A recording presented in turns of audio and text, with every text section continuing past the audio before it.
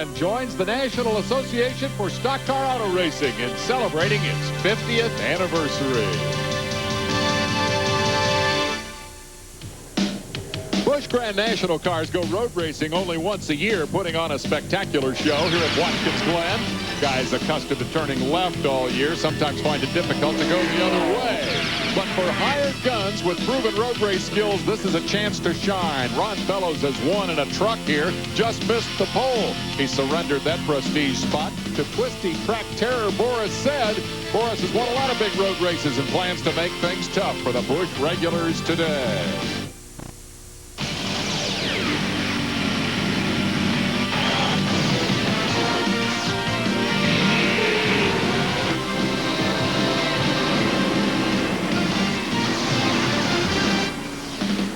On the 50th anniversary of Watkins Glen International Raceway, the Busch Series makes its only road race appearance of the year, the Lysol 200. I'm Dave Despain with Steve Park alongside the Busch Series regulars.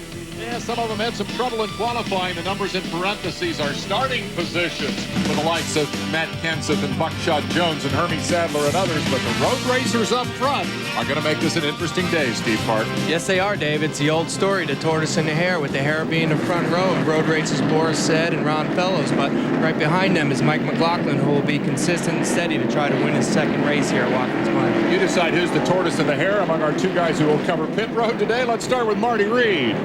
Keep your eye on row number 4, guys. Couple of rookies with some great performances. Kevin Schwantz, the former motorcycle champion, his best qualifying effort in 7th, and he needs a strong performance because if he doesn't come up with some more sponsorship money, he is going to have to park the car for a few races. Right alongside, Andy Santeri is the leader in the Rookie of the Year point standings. His best finish, though, has been 11th. Today, he thinks he can crack the top 10. Let's go to Ray Dunlap. Well, Marty, Ricky Craven has neither been a tortoise nor a hare. Lately, he's been a lame duck. It's been 110 days since Ricky has raced competitively. But today, Ricky hopes to prove not only to the Winston Cup car owners and to his wife, KK, but mostly to himself, that Ricky Craven is not only back in a race car, but that he's ready to race.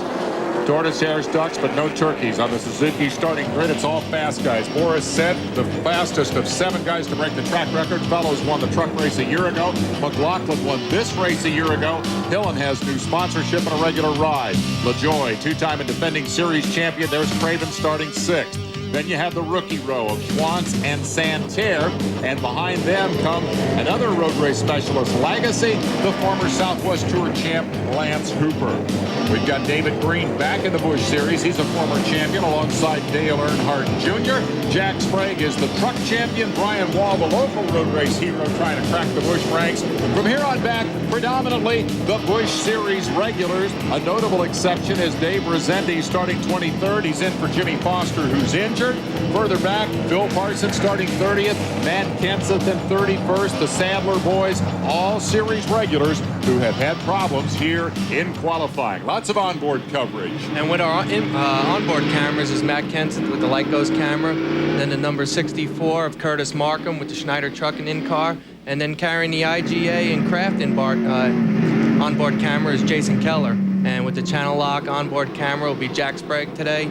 Mike McLaughlin with the Goulds Pump camera right there, and Ron Fellows on the front row with the Precision Gear onboard camera. Big week for Mike McLaughlin as he comes here, qualifies 3rd. You're riding with the pole sitter as we prepare to tackle this 2.5-mile racetrack for 82 laps, 200 miles the distance, $402,000 on the line. That's a great 2.5 miles of asphalt here, Steve. It sure is, with the front stretch being at 2,150 feet with the 2,600 backstretch.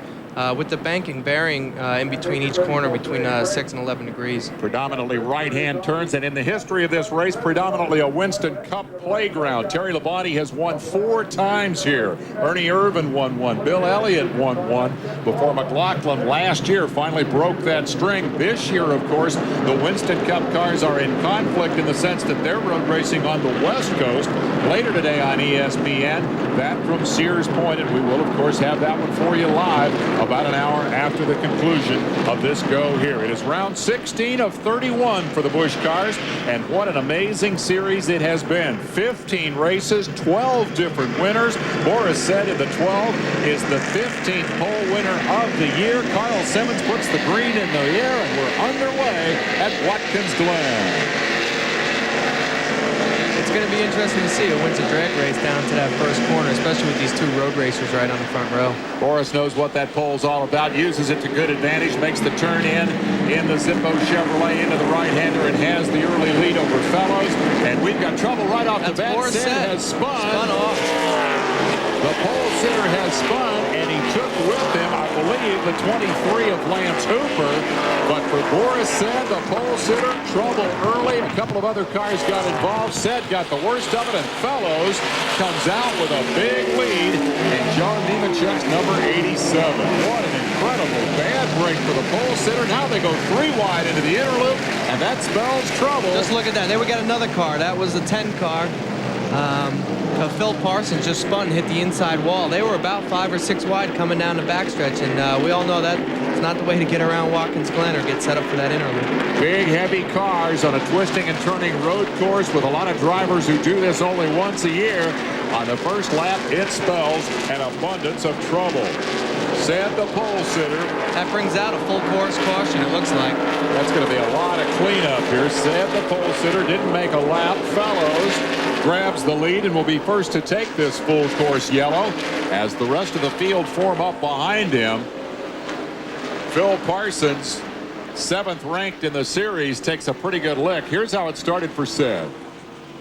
Boris got the jump down into turn 1, but got just a little too loose right in the center of the corner there, and looks like everybody started checking up, and it doesn't look like Boris hit anything, so he might be able to continue. Boy, Santerre did a spectacular job of missing Said and then ran out of road and got the left side into the wall. Here's another look at it. Boom, there's the connection for Santerre. Now, over on the inner loop, just a little bit later, Matt Kenseth and Phil Parsons. It looked like Phil Parsons might have checked up, and Matt got into the back of him a little bit and got him spun right down the backstretch. There was a wild scramble in front of them. They're about halfway back in this pack, and watch them go 3 and 4 wide. And difficult to tell how the contact might have occurred, but it sent Phil Parsons turning right into the middle of that pack, and I can't believe nobody else got involved in that. That's amazing. Well, it's been an ugly beginning for this 200-miler. We'll take a commercial break and come back as Phil Parsons limps his way back to pit road, and Ron Fellows leads the Lysol 200. Stay with us.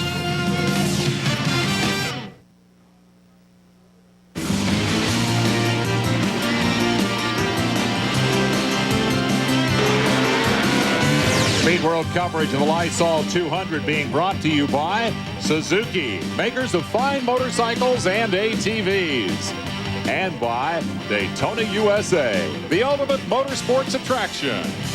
Not to mention the place where you can see Steve Park's boss's car, because Dale Earnhardt is, of course, the reigning champion of the Daytona 500, and Steve Park is alongside me today because you're still healing up with injury. So let's get the update on that before we get the update on what's happened with the guys out here in the race cars. How soon are you coming back?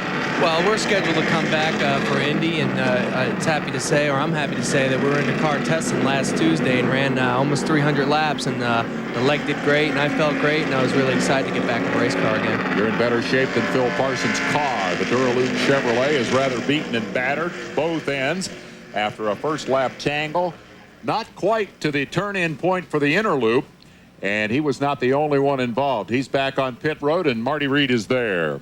Yeah, there's a lot of damage on Phil Parsons' car. They're going to have to work on it. He's probably going to lose a lap here because it was into the fan belt area. You can see they're tearing away at the front section, trying to get all the loose body panels away. I also noticed some damage on David Green's car. He's come back for a second time, and Boris Said pulled into the pit. He's about 10 pits away from me. We'll get down there next, get a report. Didn't appear that Boris Said had hit anything from the replays, but we do have additional videotape of this incident involving Parsons that may shed a little additional light on how the 10 car suffered all the damage. You're on board now with Matt Kenseth.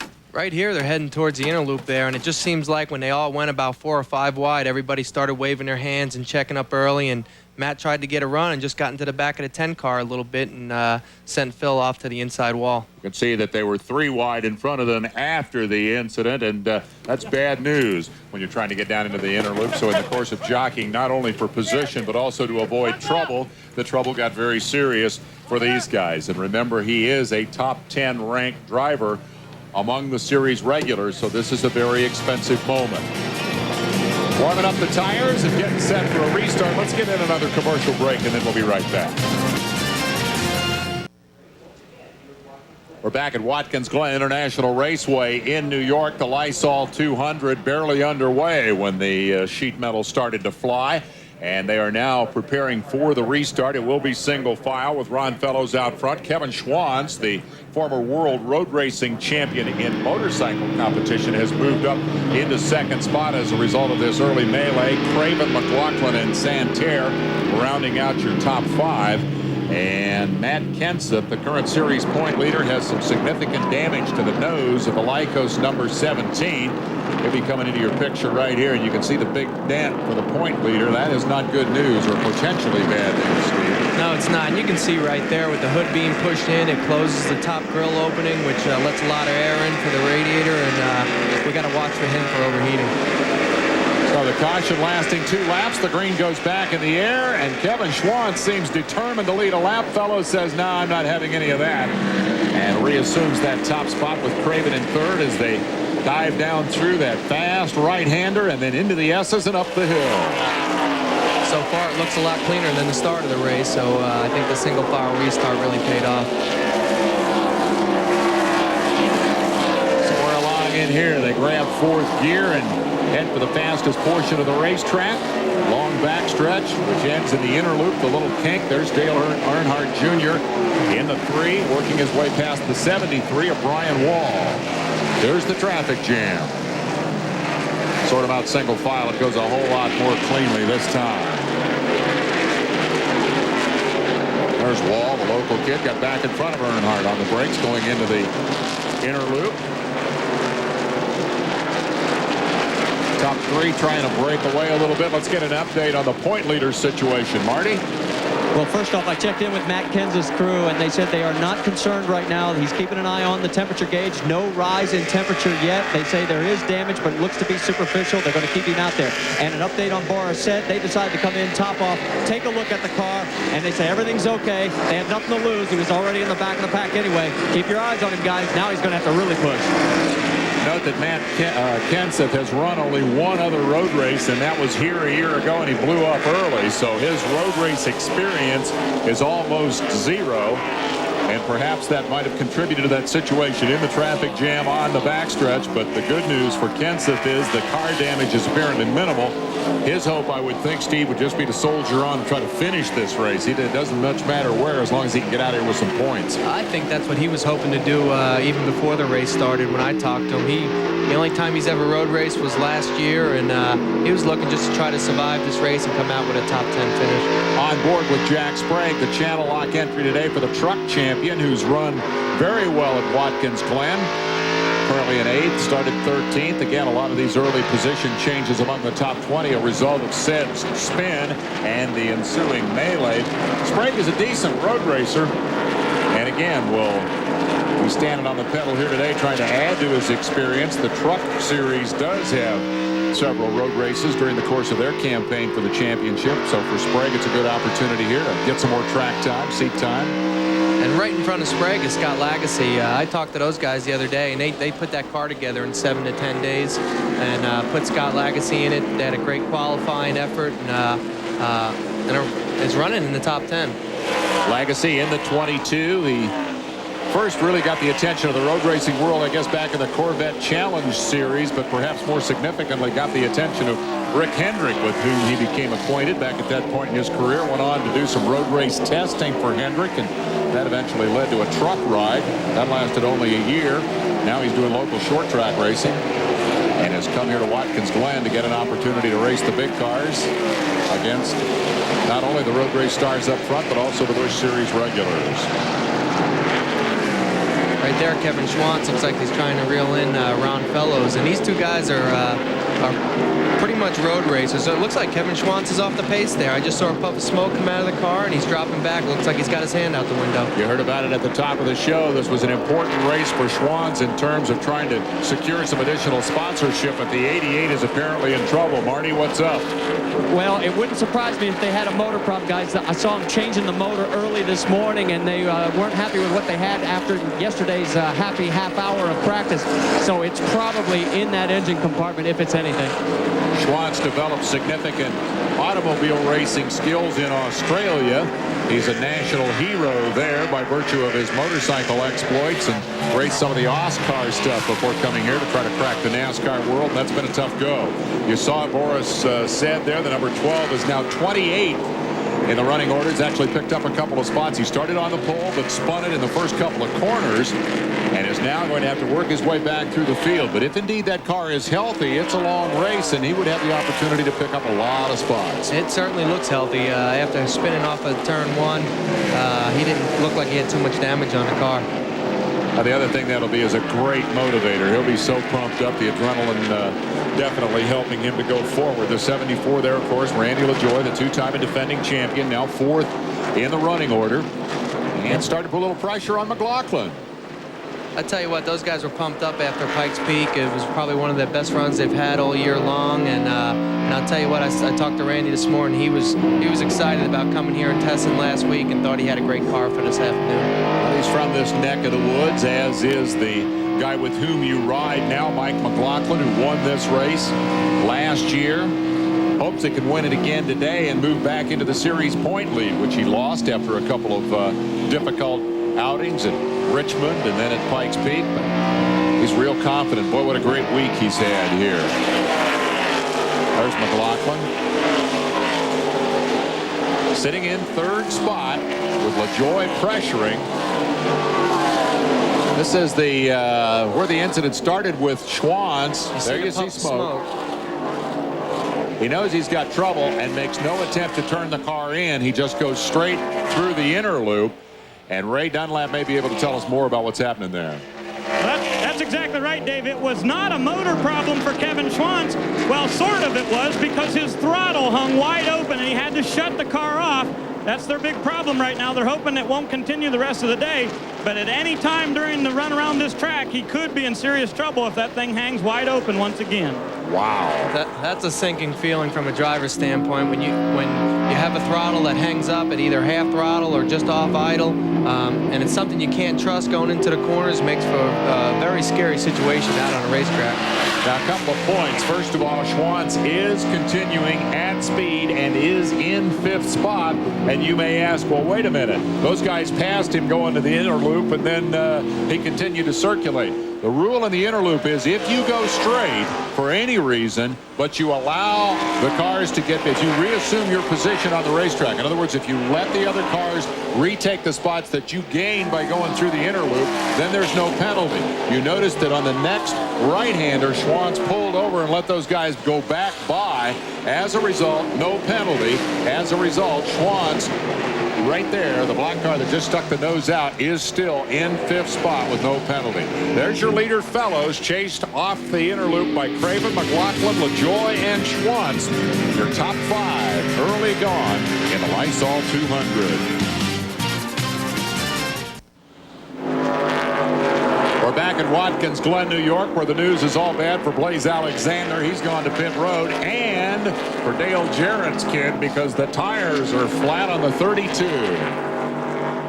Left front has shredded, and he is working his way ever so slowly back toward pit road, leaving pieces behind as he goes. I don't think if that tire shreds apart, it's going to blow the fender off. And there's Blaze Alexander. I think he's the one who caused the caution flag. Must have broke something and just got off the track there, tried to get out of the way, and brought the caution out. He was trying to make it to pit road, didn't quite get to the backstretch turn-in point. And here's more trouble. Ricky Craven is smoking the New Holland number 2. As a suspect today at best. But I'll tell you what, he drove it very well while he had the opportunity. Wanted nothing more than to be able to get the laps in today and feel comfortable in the aftermath of that post-concussion syndrome that's kept him out of a car for, what did Ray say, 100 and some days? Well, doesn't look like his car is going to hold up for him here this afternoon. If there's any question about him, if he's feeling better or not, I would have to say yeah, because he's worked his way all the way up into 2nd position, and unfortunately right now he's going to have to pit because his car is smoking, which is probably going to lengthen his day today, but what a great drive for Ricky Craven. Well, the hope would be that he could fix the car and get back out, because, again, as much as results matter anytime you go to war in auto racing, what really mattered for him today was the self-test to see how his reflexes and reactions and everything were working, and all indications are good. Jarrett has seen repairs affected by his crew, and we're still under this full course yellow as Craven heads back to the pits. Let's get in another commercial. We'll be right back.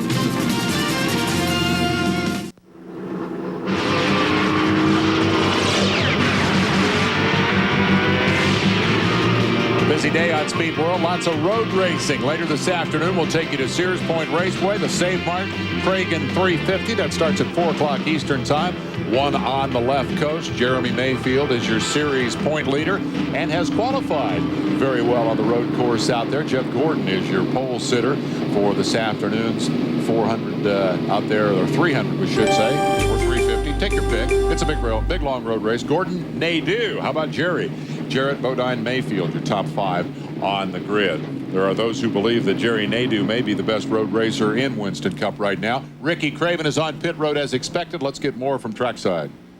Well, Dave, on his Christmas list today, all Ricky Craven wanted was 82 laps, just so he could get out there and prove only to himself that he was the guy that could still wheel the race car. He called in just a few minutes ago and said he smelled some grease. He thought it was a rear end problem, but you can see they've got the hood up on the New Holland car. They're looking to the front. They think there is an oil leak on the left side of the engine. They're going to try to fix it, but Ricky is not going to make 82 laps today. Meanwhile, down at Blaze Alexander's pit, the hood is up, the motor's off, and they are trying to diagnose whether this is electrical or whether it is internal in the motor. So they are going to lose an awful lot of laps. We are standing right next to Mike McLaughlin's pit, wondering if he was going to come in. But remember, he won this race on a great fuel strategy. They are staying out, guys. Meanwhile, reports that the 17 car was okay may have been premature, because Matt Kenseth has brought the Lycos machine to pit road, and they're making extensive repairs on the front end. They're still fixing, there's the work on the Lycos machine, and they're also still fixing Jarrett's car. The shredding tire did a little damage. You saw Jarrett pulling out right there. Kenseth, one of only 3 drivers with 2 wins in this division this year. It's been very, very competitive. Strategically, this is probably a pretty good move for these guys, because they were in the back anyway. Yeah, it is, and you could see they had that fluorescent orange hammer out. When that comes out, it's pretty serious, and with it being a great day up here at Watkins Glen and a little warm out, they're going to need as much air as they can get into that radiator of the car to keep that car cool. And their main focus right now is to get a finish here and try to come out of here with a point lead. This after the first lap contact with the 10 car of Phil Parsons. Fellows, McLaughlin, LaJoie, Schwantz, Lagasse. Your top 5. Cragen goes back out. For how long remains to be seen. We'll take a break and be back very shortly.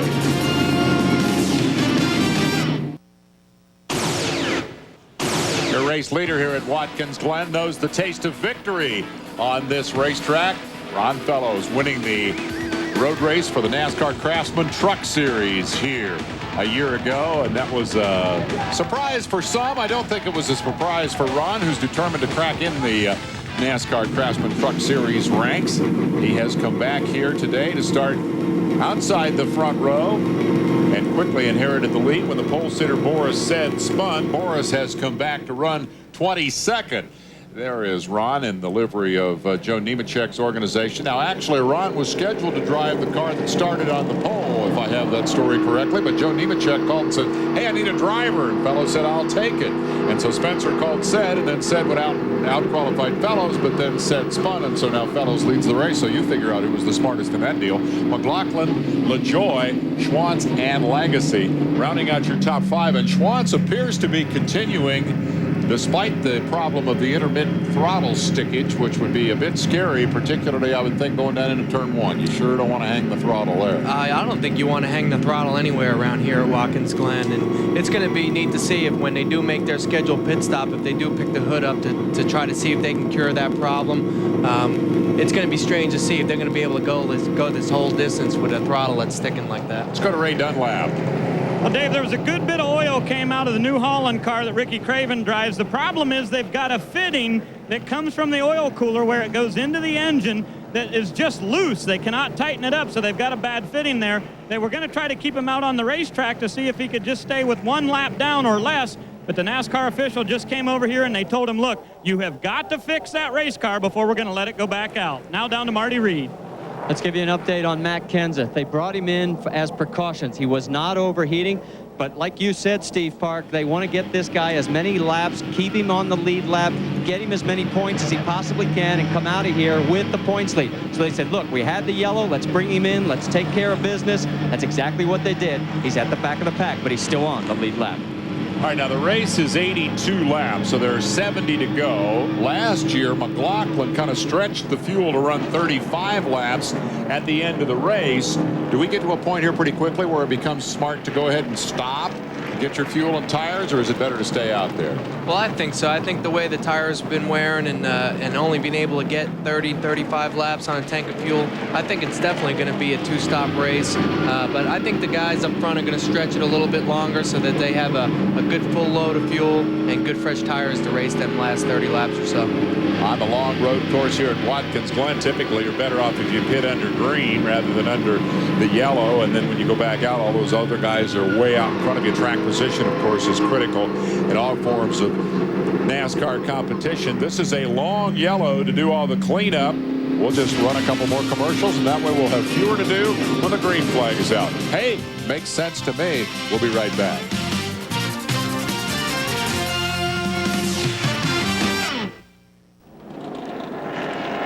Pretty day at Watkins Glen, New York, as a good-looking field of Busch cars work their way up through the S's here in the Finger Lakes region. Midway point in the NASCAR Busch Series, and you want to talk about competitive, check it out. 15 races. We've had 14 different pole sitters and 12 different winners.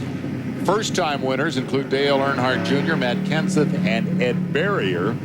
And only 3 drivers in the division have been able to win twice. I don't think it gets a whole lot more competitive than that, Steve Park. You came out of this league last year. You feel like it's a pretty good training ground for what you're doing now? Oh, without a doubt. Like you can see right there, the competitiveness of this series is incredible, and just to be able to finish in the top 5 in points is a credit to your team and yourself as a driver. As we watch Matt Kenseth, the point leader, struggle with the damage to the front of his car, let's go back down to Ray Dunlap. Well, Dave, as you can see behind me, Ricky Craven is back in on pit road. They put 6 or 7 quarts of oil back into that race car.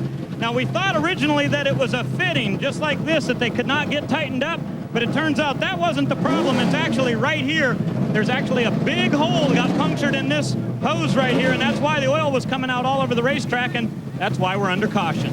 Exactly. That 6 or 7 quarts of oil all went on the racetrack, and extensive cleanup is the reason that this is such a long yellow. To elaborate a little bit on the competitiveness of Busch racing, consider the decade of the 90s, the champions who have gone on from this division to Winston Cup. 91, Bobby Labonte. 92, Joe Nemechek. 93, Steve Grissom.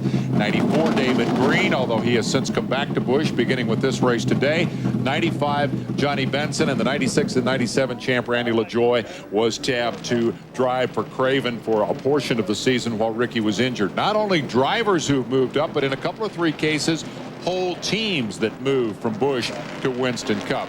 A lot of talk about the open wheel ranks and the next Jeff Gordon and all of that, but when you get right down to it, driving these cars is still a very good way to train yourself for the big show.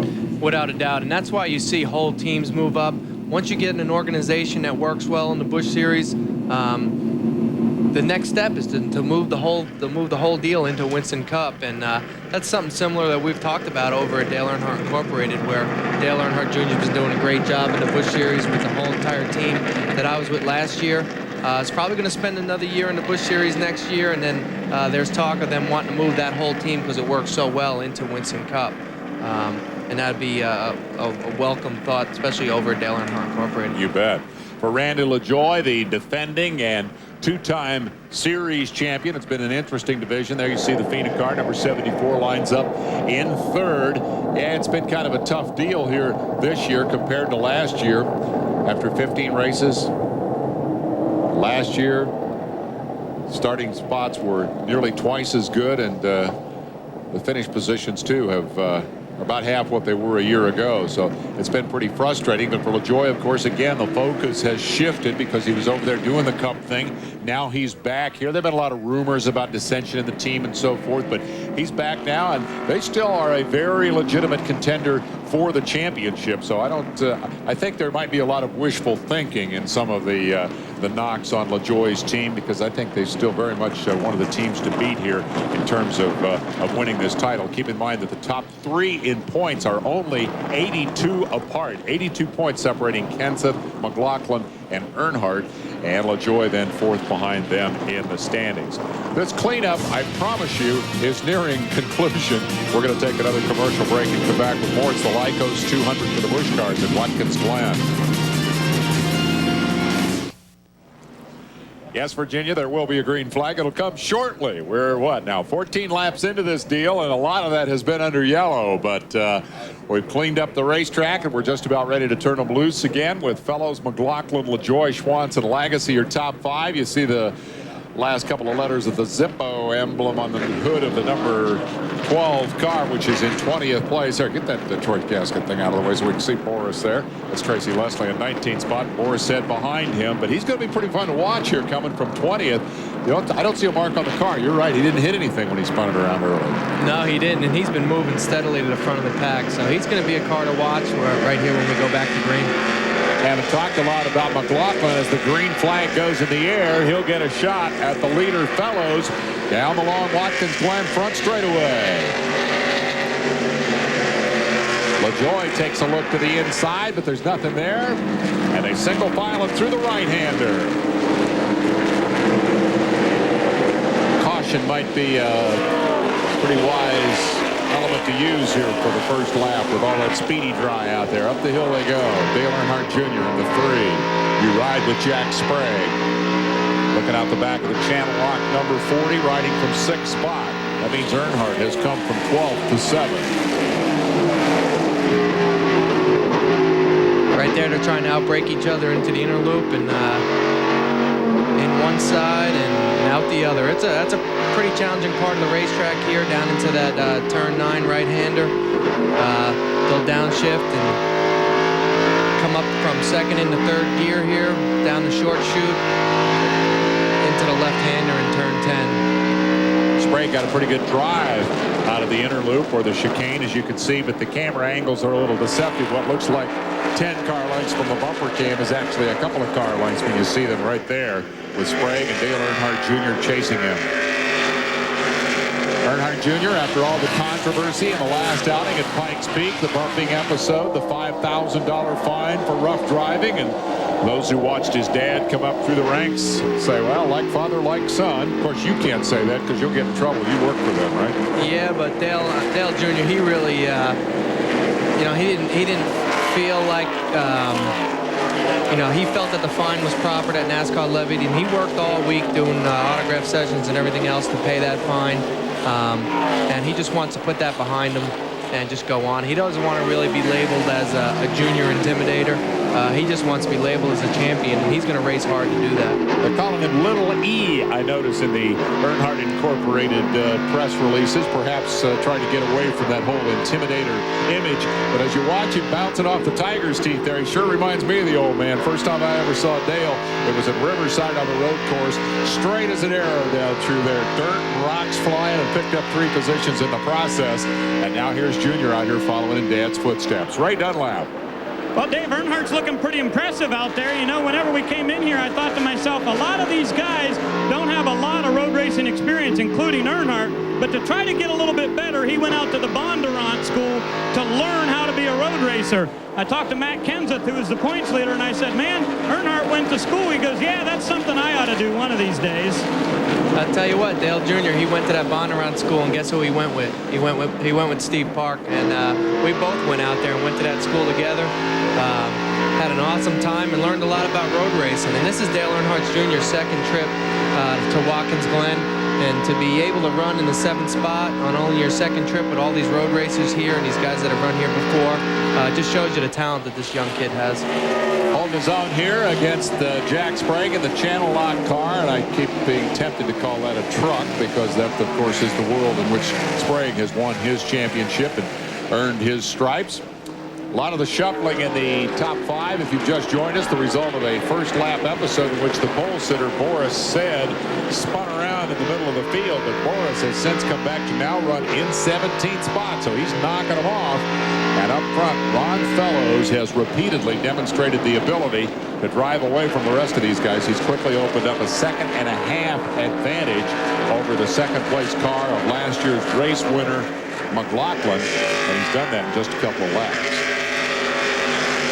Give a call to the 22 there. That is Scott Lagacy in front of this ongoing Sprague and Earnhardt battle. There is your leader, Fellows. McLaughlin, Schwantz in 4th, putting pressure there on the 74 of Randy LaJoie. Looked like he had a notion to try to make a move there, but there was no opportunity under braking. I think Mike's content with second right now. He knows that they're going to have to make a pit stop or two here.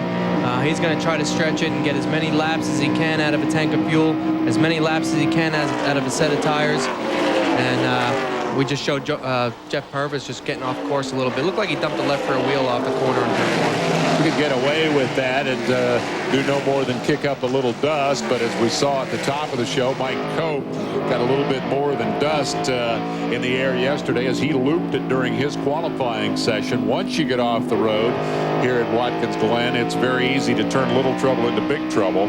So far we've had a generally clean race, although it got off to kind of a nasty start. And this is a good battle right here. You've got McLaughlin, LaJoie, Schwantz, Lagacy, Sprague, Earnhardt, Santerre, and Keller all lined up there. Randy's doing a great job. He's had 2 years prior to this one where he's come here and he's crashed hard in qualifying 2 years ago. Came here last year and spun off course in practice. And I know the guys were patting him on the back after qualifying that he didn't run off the course at all this weekend. Ted Christopher has come from 33rd to 13th. That's a pretty good run for him. And we haven't made a lot of fuss about Jack Baldwin, another road racing specialist in the field. Didn't qualify well at all, but he'll be shown 24th here as we approach the 20-lap mark in the event. Baldwin with a lot of road racing experience. His car is a little short on horsepower, about 1,000 RPM short, he says, but he can certainly maintain the corner speed, and he's doing a good job. He's in that number 59 car, of course, for Hornaday, who drives it when he's not doing the truck deal. Hornaday is in Sears Point for Waltrip in the 17 car. Waltrip, of course, is in the number 1 car for Park, and Park is in the booth with me today, so there is some link between our expert analyst and the driver of the number 59 car. There's Boris, and he's flying. He's up to 15th spot. And that's looking at the in-car camera of the 64 car, Curtis Markham. Boris is on the move. He just gained 5 spots in probably the last 2 laps here. So, again, got a nice white car, no wheel marks on it, so he's doing it clean. Jimmy Spencer, mighty proud of the job that Boris has done, except for that one little moment on the first lap here. Marty's got more on the 12. Well, the guys are standing on the wall, and they are marveling at their driver's capability of picking off positions. I think, he's up to about 14th now, and he's just flipping them one at a time. He's reporting the car is very comfortable, very good. He's happy. He's on the move. This could get real interesting before it's over.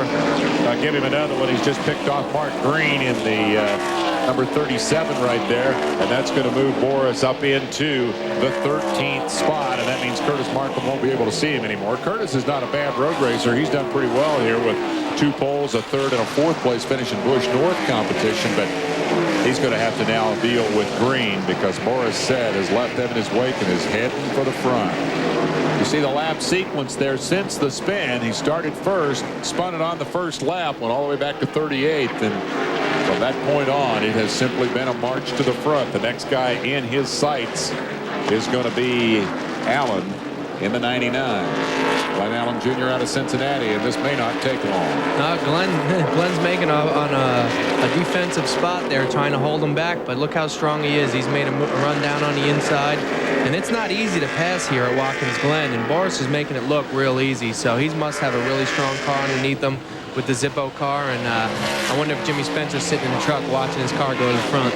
I'll bet he is. Hi, Jimmy. Have a good run today out there at Sears Point. I would add to that the issue of experience. Boris Said has probably as many laps himself on this racetrack as the rest of the field combined. He's run 6-hour races up here. He's run the 24-hour endurance race up here. He's never won at Watkins Glen. He's found a lot of different ways to lose on this racetrack, but he's won Daytona, he's won Sebring, he's raced at Le Mans, so he has the experience, and that's how you find those passing points. Ooh, Earnhardt just about got into Sprague as they went to the inner loop. He got tired of following Jack, but that was a hairy place to try to make the pass. And that's a big inside curve right there. Is you don't want to hit that one going into the inner loop on the right-hand side. You can hit the rest of them, but he did a good job keeping that car under control and just trying to get by Sprague, and just couldn't outbrake him getting into the inner loop. Jack didn't cut him any slack there either. He knew he was back there. Said, you may pass me somewhere, but you're not going to pass me there.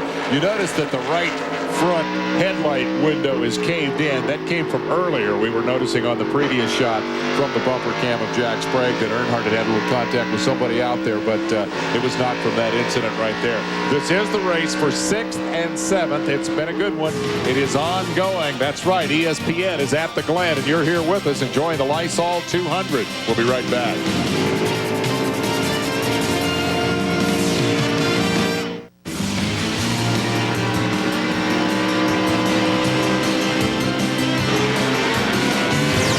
Speed World presentation of the Lysol 200 being brought to you by the more than 1,900 AutoZone stores across America. AutoZone, the best parts in auto parts. What great pictures. Oh, we got trouble there. That is the Lance 23 Hooper. car. Lance Hooper has looped the World Wrestling car, but gets it back underway. The former Southwest Tour Charger pulls right back out in front of Phil Parsons, whose car is all beat up from a first lap episode.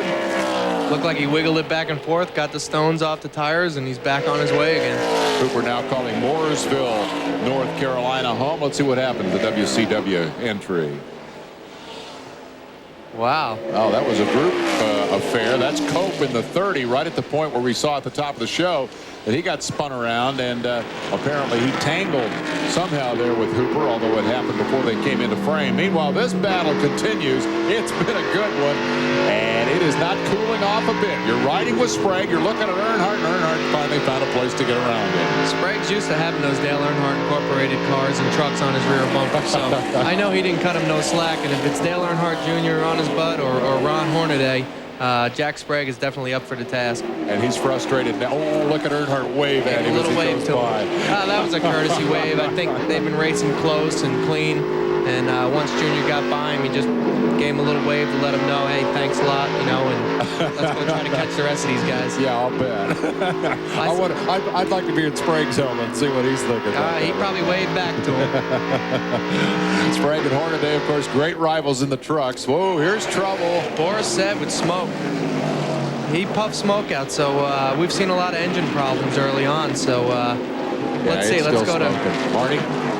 Yeah, I'm down here with the team. He says that they think they have broken the rear end, and he is not going to finish this race. He's going to try and limp it back, but it's looked like it's over. Boy, that's frustrating. He had come from 38th to 12th before he started showing the smoke.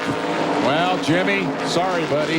Doesn't look like it's going to happen today. The Zippo Monte Carlo is in trouble after Boris Said gave it a heck of a drive. I hope we didn't jinx him talking about him so good. He had a great run to the front, so Jimmy and Boris should be real proud of what they've been able to accomplish this weekend, and unfortunately, he's heading for the pits. Started on the pole, spun it on the first lap, went to the back, fell to 38th, came back to 12th, but now it looks like it may be over for good for Boris Said, and Ron Fellows continues to be the dominant force in this thing with 3.5 second lead.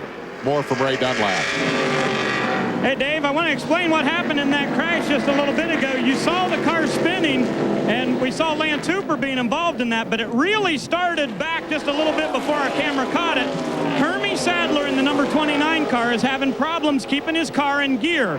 And as he came down the front straightaway, the car jumped out of gear, and it quickly slowed right in front of those guys, and they had to take evasive action, and that was really the cause of that spin down in turn 1. Appreciate the update. There you see Hermie Sadler, who at the Glen had a 5th place finish in 1994, but today is wrestling with a car that won't stay in gear, and it demonstrated that proved to be problematic for the guys behind him. Cope went around, and now Cope is in trouble again. And I don't know if Hermie will get the blame for this or not. He's stuck in the kitty litter. Mike Cope, teammate to McLaughlin, the 2nd place driver, has buried the front end and buried it deep. That looks like he's off over in the inner loop. It sure is. Here they are coming down the backstretch here. He's right behind Hermie, and coming into the inner loop here where you start the downshift in the 2nd gear. Looks like he got a little bit of a wiggle there. Got the car turned around sideways and backed into the gravel pit. Now watch what a good job this gravel pit does of slowing that car down so it doesn't hit a guardrail. Well, that's terrific. 3rd caution of the day, and I didn't realize it, but he's actually on the backside of the gravel trap. He had slid all the way through it, so the front wheel still hung there. Now we've got Markham on pit road. Marty. Yeah, we just caught up with Barstead back here in the garage area. I hope you can see our signal. Man, what happened on the spin, first off? I mean, racing's an up and down sport. I mean, it was a high when you're on the pole, but that spin was just my fault on cold tires. I got a little greedy with the throttle pedal and spun it around. I mean, that was really embarrassing for the whole Zippo crew, but, you know, we had a strong car, and we were coming back, taking our time, and, you know, we would have been up with Ron another 10 or 15 laps, I think, but unfortunately, we lost the motor. You got within 9.5 seconds. The last lap, I had just put my watch on you. I mean, you were blistering through this field. Yeah, and I mean, we still had some left. I mean, I was being real patient going by the traffic, and they were being real good out there. And, you know, the Zippo Chevrolet was running really good. So, you know, I was really mad at myself for spinning out at the start. But, you know, these guys gave me a great car, and, you know, thanks for the opportunity. And I would have been there soon. All right, Barstead out of this one. Let me add one footnote to that story. Boris Said's career in Busch Grand National cars began yesterday morning. That's the first time he'd ever sat in one. Curtis Markham was on pit road. He remains on pit road. You saw Curtis climbing out of the car here under our 3rd caution of the afternoon. That almost inevitably means that we'll be seeing cars going to pit road when we come back. We're 27 laps into this 82 lapper. Stay tuned and we'll be right back.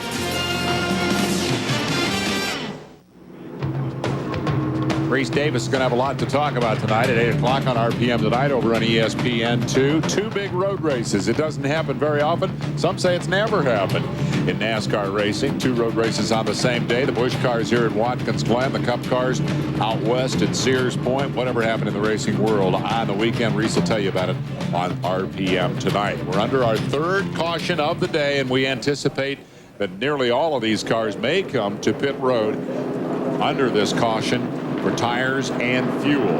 It'll be a 2 pit stop race for anybody serious about trying to win it here. And as we ride along here with Mike McLaughlin, he's been the 2nd place car all day. Behind him is Kevin Schwantz, who continues to impress, the former world road racing champion in motorcycle competition, 500cc Suzuki, sitting in 3rd position after skipping the inner loop early on with a stuck throttle.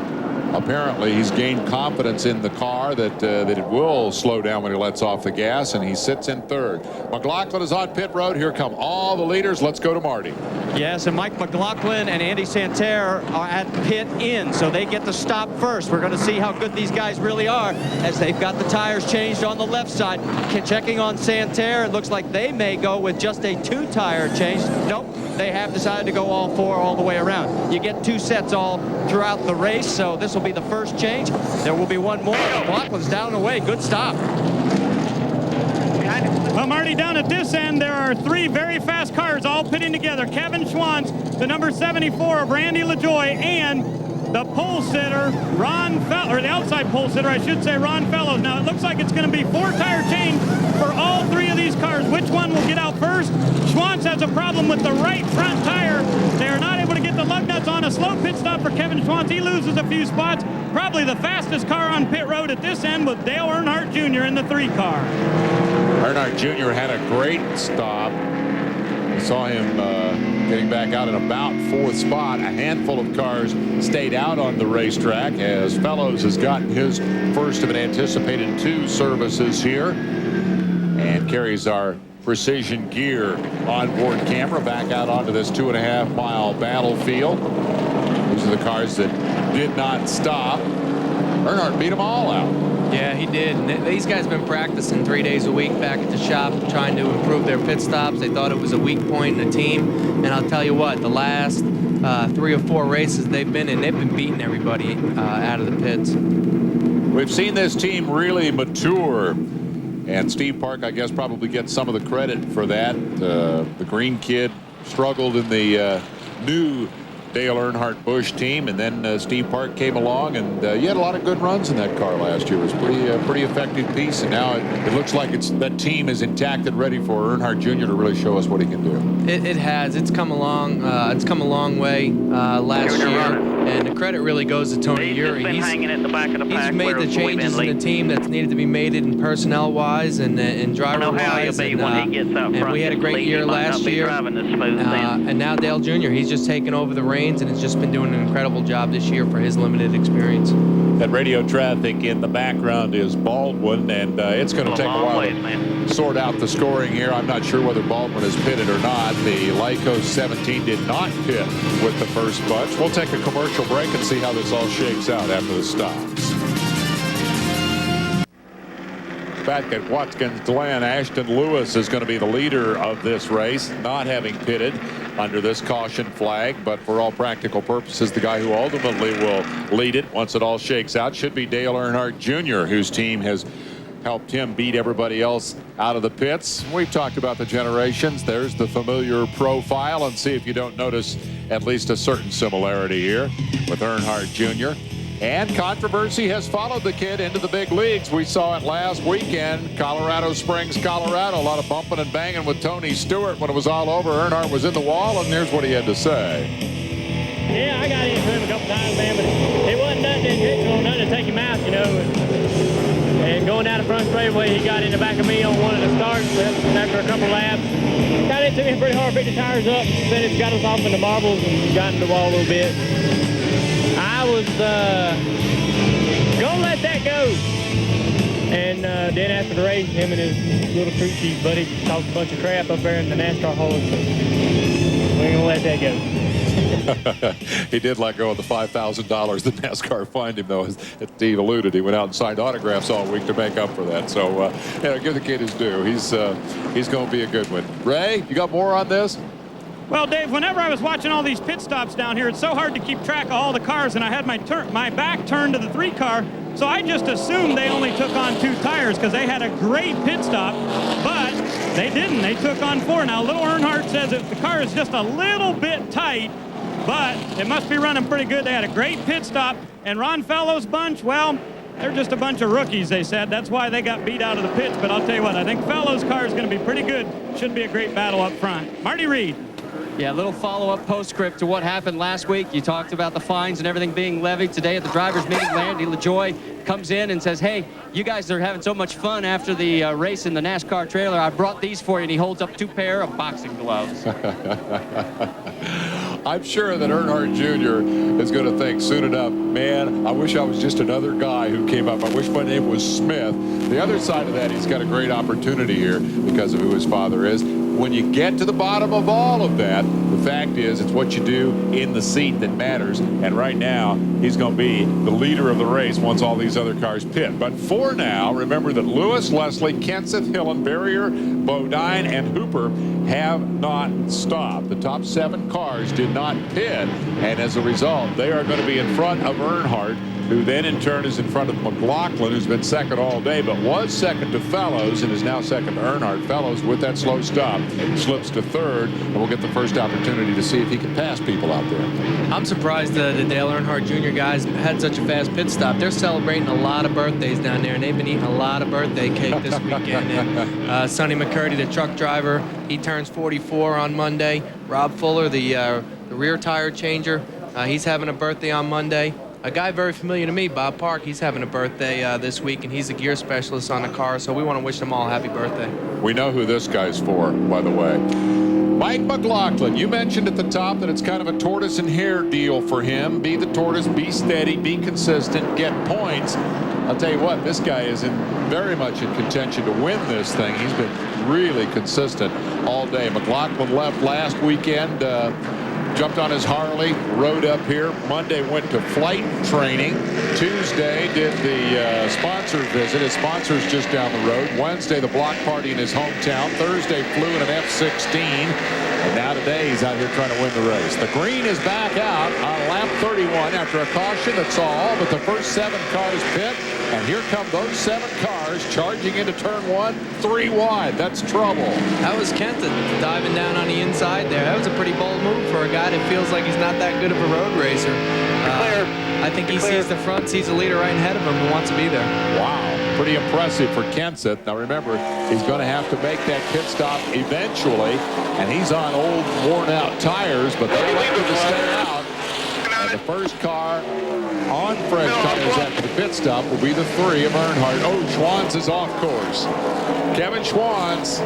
Yeah, I almost had to wonder if this wasn't going to happen inevitably and eventually. And now we got somebody else loose and in trouble. I believe that's Lagasse, but he's gathered it back up. A wild fray out front. We got our first opportunity to give Hillen a call. He went backward quickly after that first lap shuffle. I think I said it was Santerre that got into the wall on that first lap, but actually I believe it might have been Hillen, and he suffered damage to the car. Schwantz. I'm wondering if his throttle might have stuck. Yeah, exactly. That might not be a bad guess. It don't look like it unless he just hit the ignition and killed it and tried to just pull it to the side and is done trying to mess with that throttle problem. Maybe Ray Dunlap can elaborate. Well, Steve, that's exactly what I thought. It was going to be the throttle again, but I just looked up at C.R. Miller, and he said, nope, the engine broke, so they're done for the day. Well, that's a shame. Why would Kenseth take that kind of a wild chance on the first lap? Well, he needs to lead. Uh-oh, we've got Hermie in the kitty litter here. The 29 DeWalt car is up to the axles after Hermie Sadler, who had a terrible time qualifying here, was the last guy to qualify on speed. Managed to get off the road. I'm looking to see where Sadler was at the time of the incident. The full course yellow has come out. So Sadler parks it. It'll take a while to clean him out. It's the 4th caution of the day. And these guys have not gotten it yet. And I was talking about how badly Kenseth wants the lead. He gets it going through the inner loop. They do give bonus points in the Busch Series this year for the first time. So for Kenseth, it's worth 5 points to get the lead, and he's got it. Now let's see if we can figure out what happened to Hermie here. He just looked like he was tight and just got off into the grass. Did a good job getting the car slowed down. Another great gravel pit, which is an improvement here at Watkins Glen. Got that car slowed down so it didn't get too much damage. In the Mazda Star race earlier today, Kenseth will take the caution flag and get the 5 points for leading a lap, and now we'll back off the throttle. In the Star Mazda race earlier today, we saw a guy do exactly the same thing that Hermie did, and in that little light car, he stayed up on top of the gravel. It didn't slow him down. He went all the way across there and into that foam barrier very hard.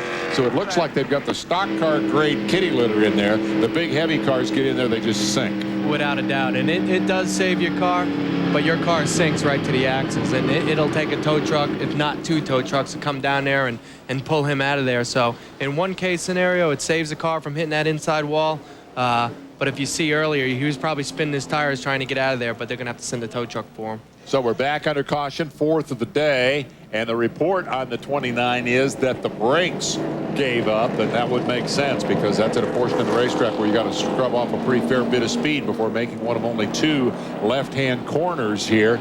And he didn't have the brakes to slow down, and it took him right off the course and into the gravel trap. We have plenty of breaks here at ESPN, and one of them is coming up right now. A commercial break, after which we'll return to see if Kenseth can hang on to the lead. Stay with us.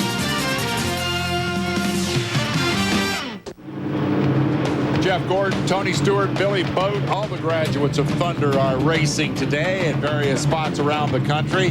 ESPN Thunder continues on Wednesday night. We're going to Indianapolis Raceway Park to watch the action. It'll be sprint cars Wednesday night, 9 o'clock Eastern time. I'll be there. Hope you will too. Here at Watkins Glen, we've kind of discounted Matt Kenseth, been talking about the fact that the leader's got to make that pit stop and all that, but there's more to that story, Marty. I overlooked a very important fact. Fill me in. Well, they can go with, if you remember, they had to stop earlier. Well, they topped off and they didn't lose the lap, so they can now go to their fuel window of lap 50 to 55. If they make it that far, they can stop one more time. Everybody else is going to have to stop after after that or before that, depending on where they pitted before, these guys can make this on one more stop, and they'll be able to go the distance. So this could get real interesting before it gets done. And also keep into account the number 8 car and the 9 car. They have yet to pit. They could be in that same scenario. All right, you make a very good point. Kenseth did stop earlier. Lewis, Hillen, Leslie, Hooper are between him and the nominal race leader Earnhardt, but there may also be yet more to the Kenseth story, because the question now is what about that pass he made? How did it happen relative to the yellow flag? The caution flag flew. Here is the pass at the exit of the inner loop, the chicane. And then they raced on back around to the yellow flag, and apparently we're now being told that NASCAR has allowed the pass. It's okay, and Kenseth is the leader. I think since they didn't take the caution at the start-finish line, and they were so far around the racetrack that technically they were going to score their cars back at the line, and that's how Matt got in the lead and got them 5 bonus points. So Matt Kenseth has done a great job here today. After qualifying badly, he was the second slowest car to make it into the show on time. But a combination of heads-up pit work and some good driving by young Matthew has put him in the race lead as we trundle along here under the 4th caution of the day, waiting for this thing to restart. If the checkered flag fell at this moment, Kenseth would enjoy we got to go under green here. We need to have enough left to stop because we can't get behind this leader too far. All right. That's Baldwin's crew talking on the radio. Take you on back through the field. Now this is where they would stand if the race ended now. We mentioned how competitive this series is. 82 points separated the top 3 in the standings coming into the event. Randy LaJoie, we mentioned, was in 4th spot. The next 4 drivers are separated by a total of 28 points.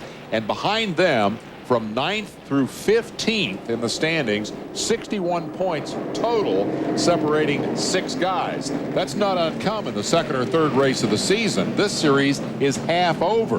It has been very, very competitive in 1998 in Busch Grand National competition. Let's get more on Bobby Hillen's situation. Marty?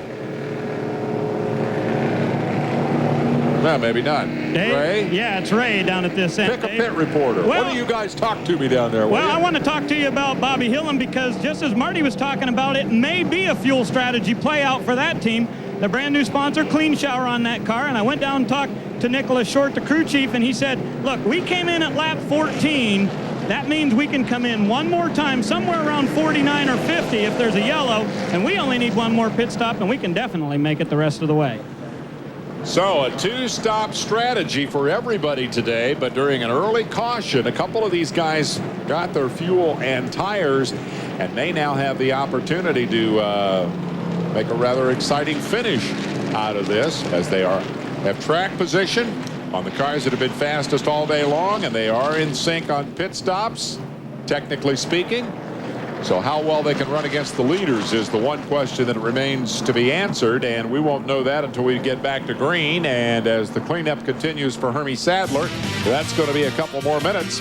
So we'll take another of those commercial breaks and be back with more. It's the Lysol 200 today on ESPN. Stay with us.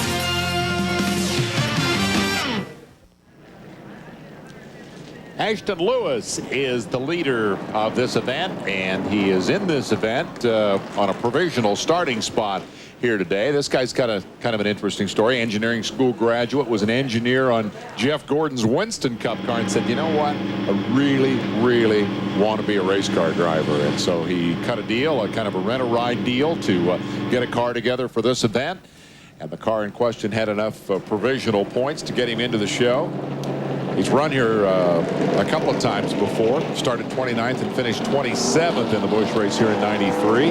Started 22nd and was a credible 13th in 1995. And I think I said he was leading the race. The reality is that he is second, because Kenseth, of course, passed him going to that last caution flag, meaning that Kenseth is your race leader. As nearly as we can determine, The only car that has not pitted, and we're double checking on him, is Ashton Lewis. The rest of them pitted at some point, and many of them early in the caution activity here. We've had 12 laps of caution and just 22 under green, and now we've confirmed that Ash did pit as well. So everybody has pitted, albeit at very different points in the race. We're now 34 laps into a scheduled 82, and how that second pit stop strategy plays out could very well determine the race. It did last year when you led this thing for a while, Steve Park, and then in the end it was McLaughlin making the stop at the right time that enabled his team to finish first and second. Yeah, without a doubt. And you're seeing here that the guys are capable of going between 35 and 38 laps on a tank of fuel. Tires isn't going to be a concern. Goodyear has a great tire here, similar to the tire they have out at Sonoma. And so I think you're going to see with right around lap 44 to 47, with about 38 laps left, you'll see the guys coming in for a splash of fuel. So it's going to be the guy who can get into pits first and get out with a splash of fuel who's going to be leading once the pit stop cycle out.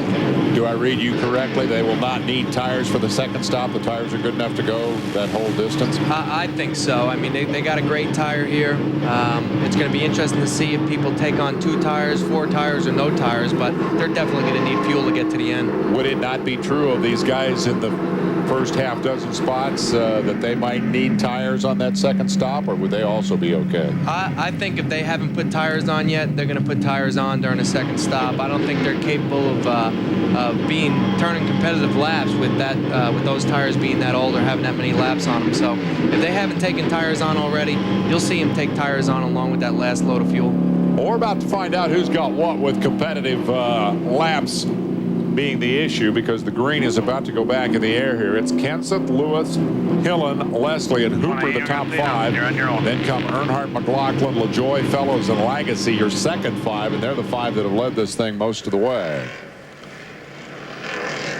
You know what else is neat? You know, they're going to throw the green flag soon. You might see pit stops in 10 laps, theoretically, if guys are going to try to stretch their fuel mileage.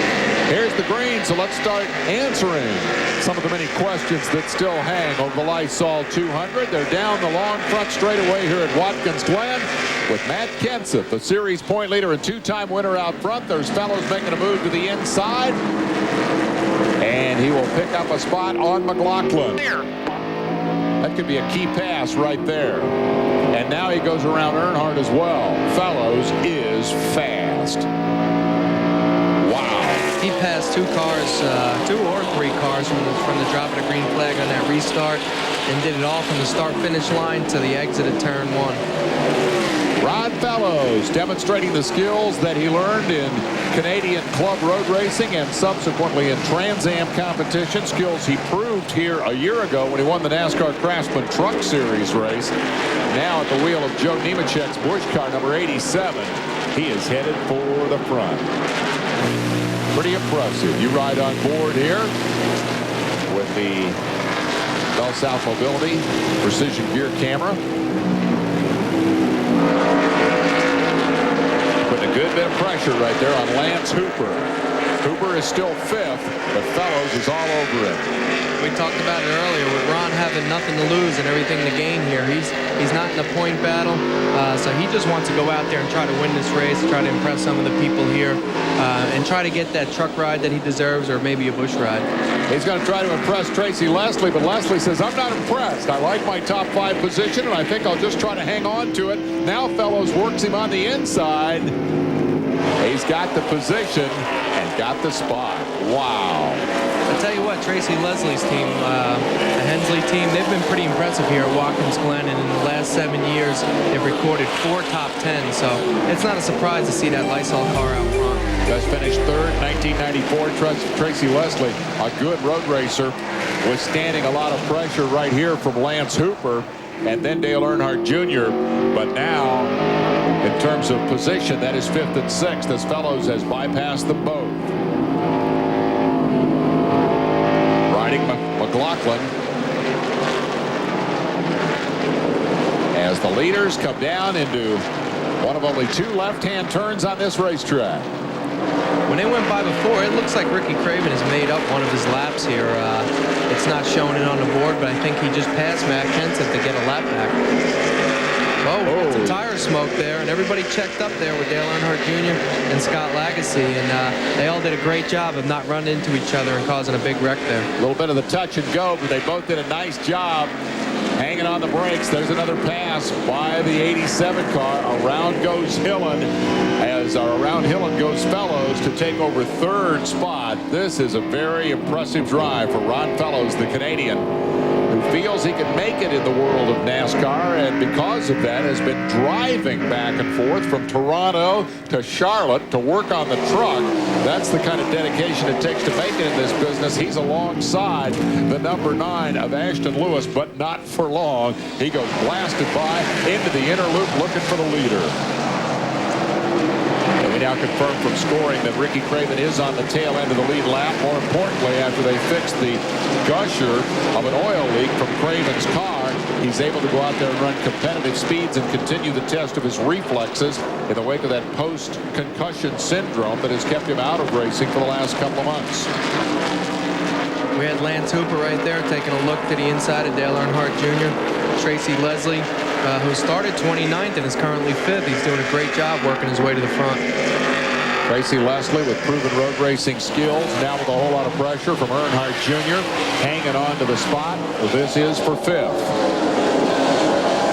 Earnhardt Jr. will have position on him as they go to turn 1. They all sort back out the single file to go through turn 1. And there's Andy Santerre. He's had a good run today.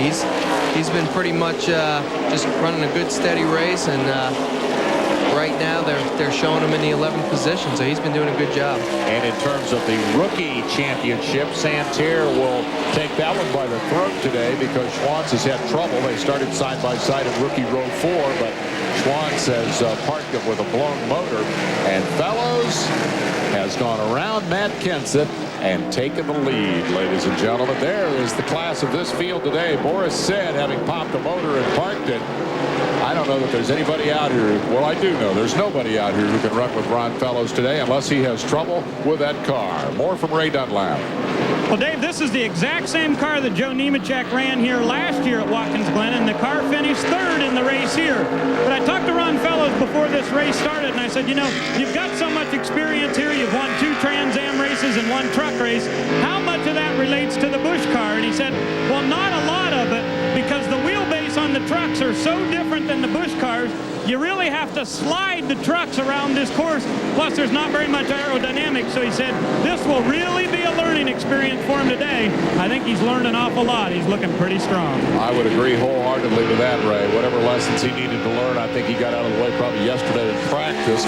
Maybe left one to learn today because he didn't take the pole, but he has been flawless here this afternoon. And he is, and you know, a lot of the credit's got to go to Joe Nemechek. He's given Ron Fellows a great opportunity, almost similar to the opportunity he gave me to qualify his truck here with the Bell South Mobility sponsorship, and that was a great opportunity for me. It opened up a lot of eyes and gave me the opportunity to live a dream and race down south, and maybe it'll do the same for Ron Fellows today. Careful, Fellows will be coming after your job here one of these days. Of course, he's a little older than you. He's been at this game a long time, but you're absolutely right. It was putting a Nemechek truck on the pole that got Dale Earnhardt's attention and helped Steve Park end up where he is today in Winston Cup. And Fellows trying to crack the NASCAR world will certainly get a lot of attention here today if he runs away with this one the way it looks like he very well may.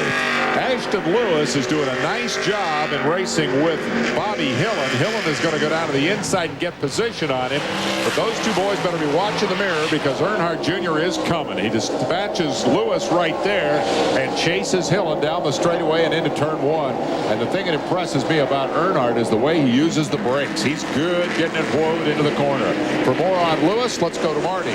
Yeah, we've got to update you on. We had given you guys some bad information from down here. Ashton Lewis has not pitted. I repeat, he has not made a pit stop yet. We are now on lap 40 because that means he can go about another 4 or 5 laps before he has to stop. And if the second half of the race would go as the same as the first half, this guy could cycle through, be the last one to pit again. He could be at the front of the pack if he caught a good yellow. Wow. That's only if he doesn't run out of gas right here on this lap. That's a lot of laps around here at Watkins Glen. 40 laps with no fuel. Some of the guys that I've talked to said 38 laps maximum. And you got to remember, this is over 2 miles is the circuit. So each lap is going to be over 2 miles. That's a long way to go on a short amount of gas. Well, the other side of that, though, is we have had 12 laps of caution here today. So of the 40 that we've run, a big part of that has been at less than full speed. Still, I would think that if Ashton Lewis is able to run 45 laps on a tank of fuel, yeah, he's halfway. If he's done half the race on a tank of fuel, finishes in the top 5, they probably will check it fairly carefully for the fuel consumption, the fuel capacity, I should say, at the end of the race. Make sure he's legal. He's doing a great job. He is still fourth, make it fifth now after Earnhardt passed him. Fifth, and I'm as struck by the fact that he ran that competitively on tires that had that many miles compared with the front runners. So I guess that validates your point that tires are very good and have great longevity here, because Ashton Lewis is certainly running on the tail end of the life of that tread. Bobby Hillen's been doing a great job. He just got that new sponsor, Clean Shower. That was the sponsorship that they were looking for to continue the rest of the year and run the rest of the schedule. And I know they're happy about it, and they're doing a great job for that new sponsor today. We should give Mike Dillon a call. You saw the 72 just slip around the 63 of Tracy Leslie there, and that's going to put Dillon up into 8th spot. He's been running at the tail end of the top 10 in that orange and black machine just coming into your picture there. Good job today for Mike Dillon.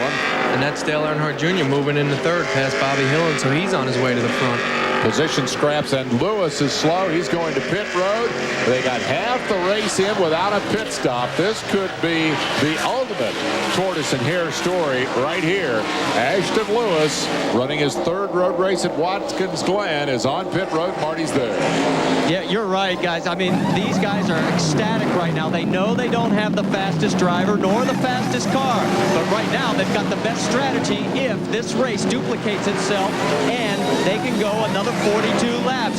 They will cycle through. They could win this on a fuel economy short shift kind of run. This is not the greatest of pit stops, though. They're still struggling to get the tires on, but he's not lost all that much time because it's a long way around here at Watkins Glen. Now, the other thing Ashton Lewis needs, though, is about 12 more laps of caution, I think, to be able to stretch the second half fuel as long as the first half fuel. In any case, he got himself a little TV time today. The engineering graduate from up in this part of the country, Ashton now calling Charlotte, North Carolina home, but originally from up in this neighborhood, and he's had an impressive run here today. Earnhardt Jr. has passed Matt Kenseth, one of his championship rivals, taken over 2nd spot on the racetrack, and only Ron Fellows is left in front of him. Although Fellows is a good ways in front of him. You're seeing every time we go to the leader shot, Ricky Craven directly in front of the leader, and it appears that he's able to hold his own against Fellows. I don't think Fellows is going to be able to lap him. Yeah, I think Ricky's on a mission. He wants to stay on the tail end of the lead lap. If they get a caution sometime here, it'll get him caught up back to the back. Everybody's still got to make a pit stop, so I wouldn't count Ricky out just yet. You see McLaughlin getting some pressure here from Scott Lagacy. This is for 5th and 6th. The blue and white Gould Pumps car being chased by Lagacy's number 22, the Red Cell Batteries Chevrolet. And that was a quick hurry-up deal put together at the last minute. The car built in about a week, and Lagacy's got it very close to the top 5. We'll take a break and be back with more. We're at Watkins Glen International in New York.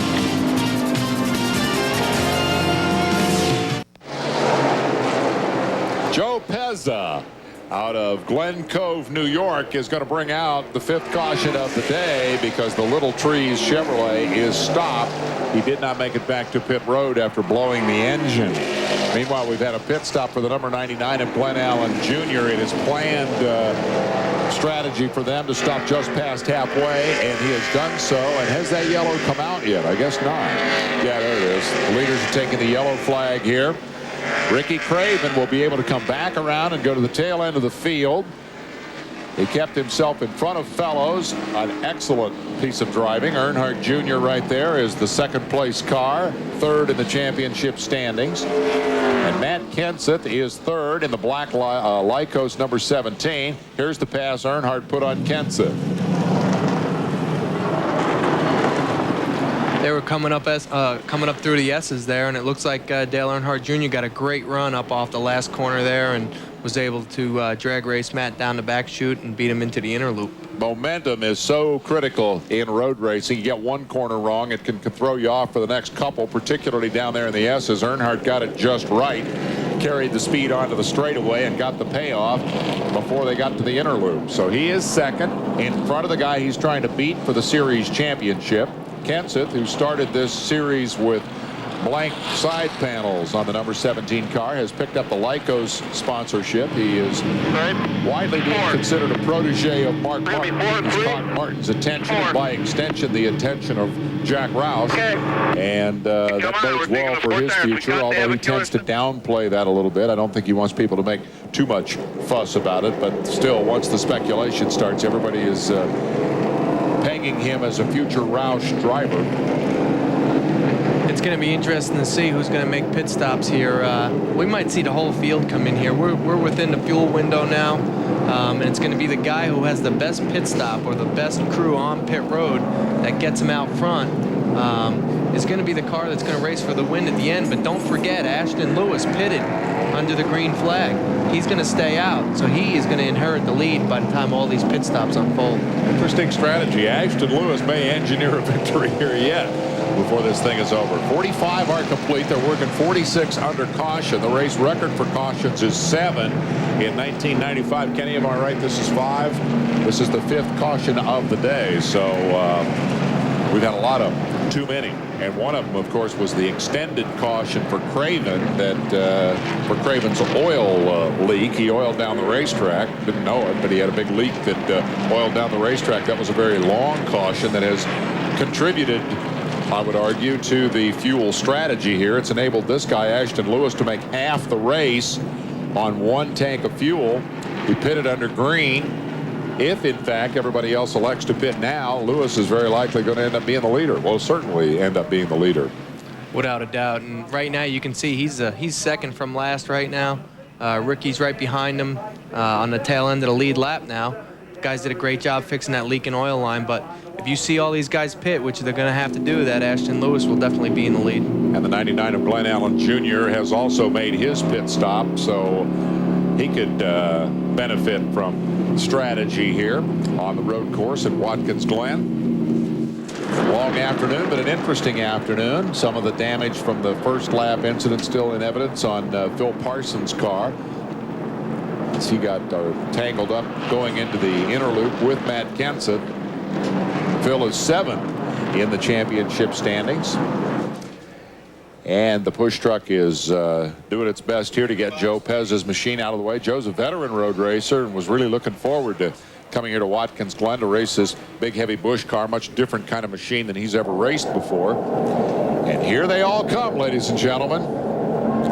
All of the front runners on pit road, past halfway and into the fuel window. Let's go to Marty. Well, I think everybody's realizing what the strategy of some of these other teams, and that they're all saying, you know what, we're going to have a lot of yellow.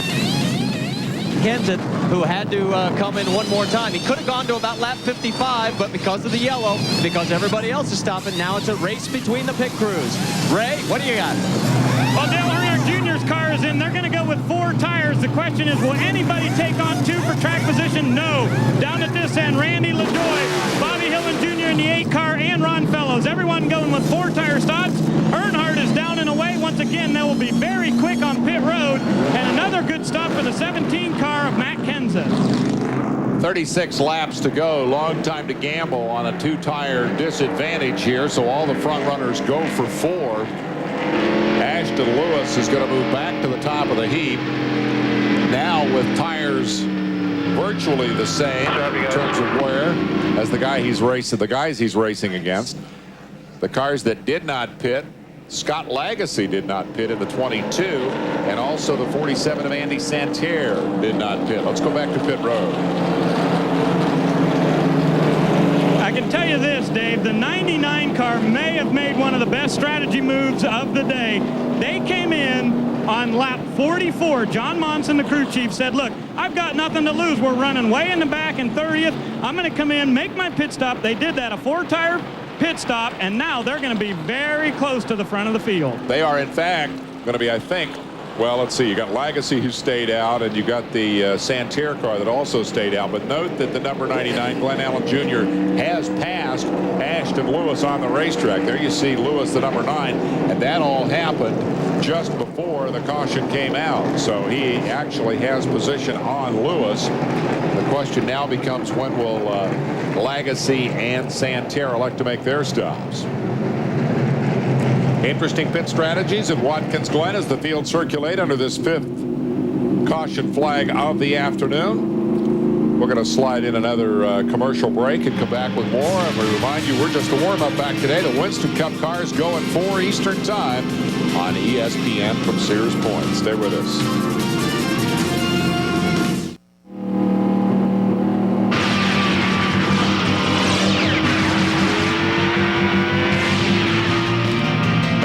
It's the Save Mark Cragen 350, to which we will go at 4 o'clock Eastern Time here on ESPN. The chase for the Winston Cup Championship from the revamped Sears Point Raceway. They have reconfigured the racetrack out there, and like always, it's got mixed reviews. We'll see how they run, but Jeremy Mayfield has qualified well, the point leader and recent winner, on top of the world and on top of the Winston Cup standings. Jeff Gordon is the pole sitter for the day, just 36 out.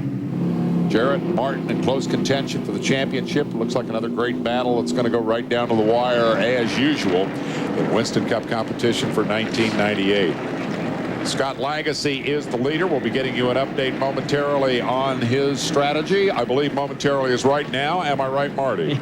Yeah, we're ready for you.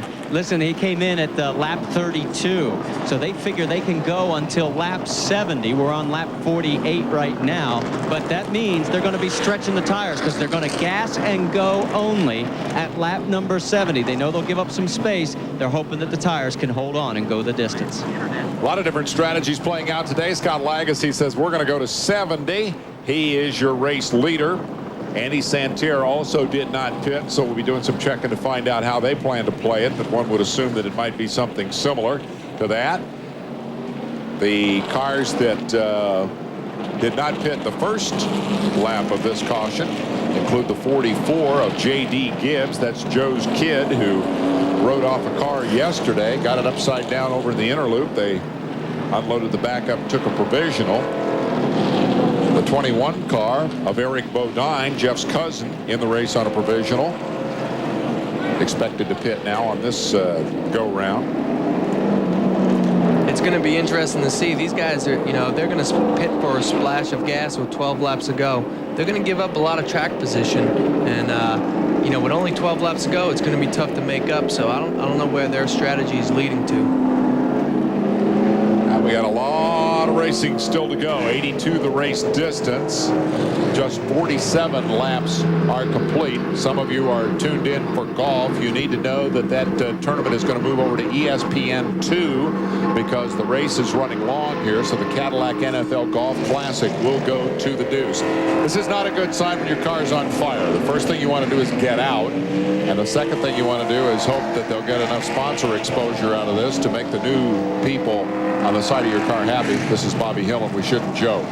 Something bad has happened to the number 8 machine, which was running in the top 5 when we went to this caution. Bobby, having signed this deal with Clean Shower that enables him to now run all of the races. He'd been an intermittent competitor during the first half of the season, but now they got the money to go full time. Unfortunately, they had a race car on fire there.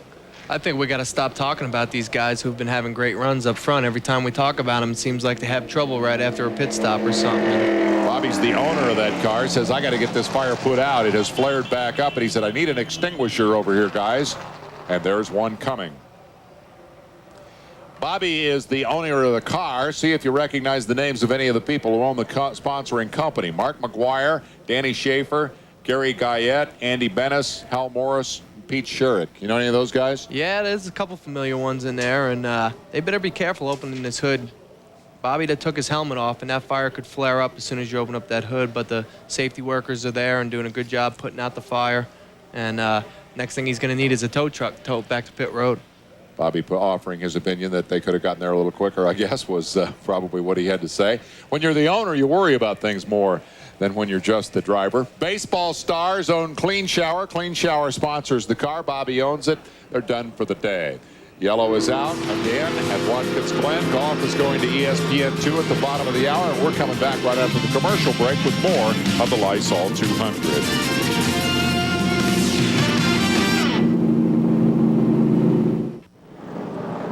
Senior PGA golf action will be on ESPN2 at 2:30 Eastern Time. Race running along here this afternoon. More racing behind us with the Winston Cup cars at 4 o'clock this afternoon. The golf goes to the deuce. You'll be able to catch all the excitement and action of the Cadillac NFL Golf Classic beginning at 2:30 on ESPN2. Pretty day here in the Finger Lakes region of New York. Seneca Lake just over the hill. Watkins Glen celebrating its 50th anniversary. Bobby Hillen's car on fire. Well, no longer on fire. They put the fire out, but that's the reason for the caution flag. And the big question remains pit stop strategy and whether it will, for the second year in a row, decide the outcome of this race. The C.C. Welliver Racing Team won here. In fact, finished first and second last year by virtue of good pit strategy. They did that with McLaughlin and Todd Bodine. Todd has since gone on to Winston Cup. We saw the 99 car rumble by there. Ray, let's talk about their strategy here. Well, Dave, the strategy is pretty simple. They came in and did that pit stop at lap 44, and then when the caution came out, everybody else had to pit at lap 46, so that put them up front. But I guess the question I have for Steve Park is about the actual race car, because for a couple of years, Glenn Allen Jr. brought a speedway type car here, one that they had run at places like Michigan and Charlotte. But today, because they've never had any luck with those kind of cars, they brought what they call a drop snout car, which has a little different geometry in the front. And I thought maybe Steve could tell us a little bit more about why they might have chosen that kind of a car. Well, Ray, one of the reasons is John Munson, the crew chief on the 99 Lux Air car. He's very familiar with them drop snout cars, and to get them symmetrical and make left and right hand corners. And what a drop snout car actually does, it has a real low front roll center, which makes the car turn real good. And when you got 11 corners you have to turn through here at Watkins Glen, you want a car that turns real well. So that's why they've chosen that car to come here to Watkins Glen. If you went through the entire field, remembering that these guys only run one road race a year, and they, for the most part, don't have a Watkins Glen car, they don't have a road race car, what do they pull out of the stable to race here? Where would the typical Watkins Glen car race elsewhere on the tour? The typical Watkins Glen car would be a short track, flat track type car. A lot of these guys that only have a limited amount of cars will take a car that they would take to like a Hickory Speedway and maybe change an A-frame or a spindle on it just to make it turn left and right.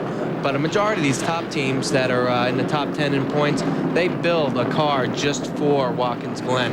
And even though they only race here once a year, they feel it's important enough to build a car just for the one race. An example of the sophistication, if you will, of the Busch Grand National Tour. We talked earlier about how competitive it is and about how it is still the best, arguably the best stepping stone into Winston Cup. The professionalism of the teams reflected in the way they prepare for this event here this afternoon. That, according to Steve Park, who is eagerly awaiting his opportunity. Here's a question for you.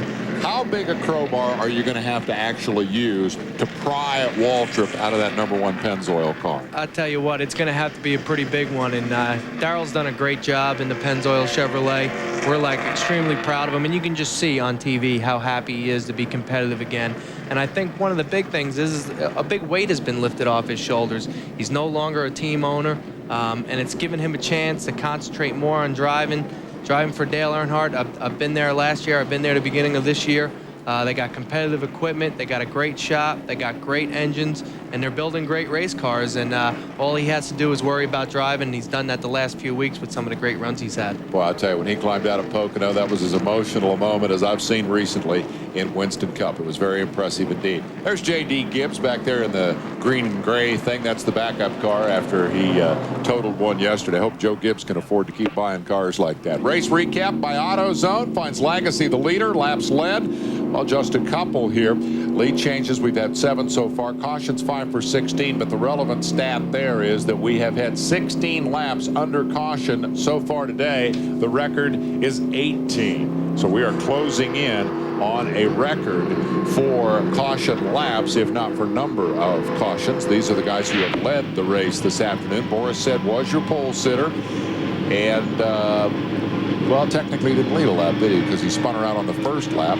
Ricky Craven led a lap by staying out under a caution, has since come back to stay on the tail end of the lead lap, and now with this caution has been able to come around and rejoin at the tail end of the field and will get the opportunity to pass some people. He qualified 6th. He's got a good car, and I don't see any sign of post-concussion syndrome in Ricky today. He's definitely driving very well. Without a doubt, and it's great to see. He's in the 29th position right now, coming back from having that oil leak, coming back from being a lap down. He's just had a great run today, and he showed how strong he could be and how competitive he could be in a race car again, with Ron Fellows being as strong as he is and being able to stay in front of him to get his lap back. So there's a lot of racing left here, so I wouldn't be surprised if you don't see that number 2 car, Ricky Craven, in it, march his way back up, hopefully in the top 10.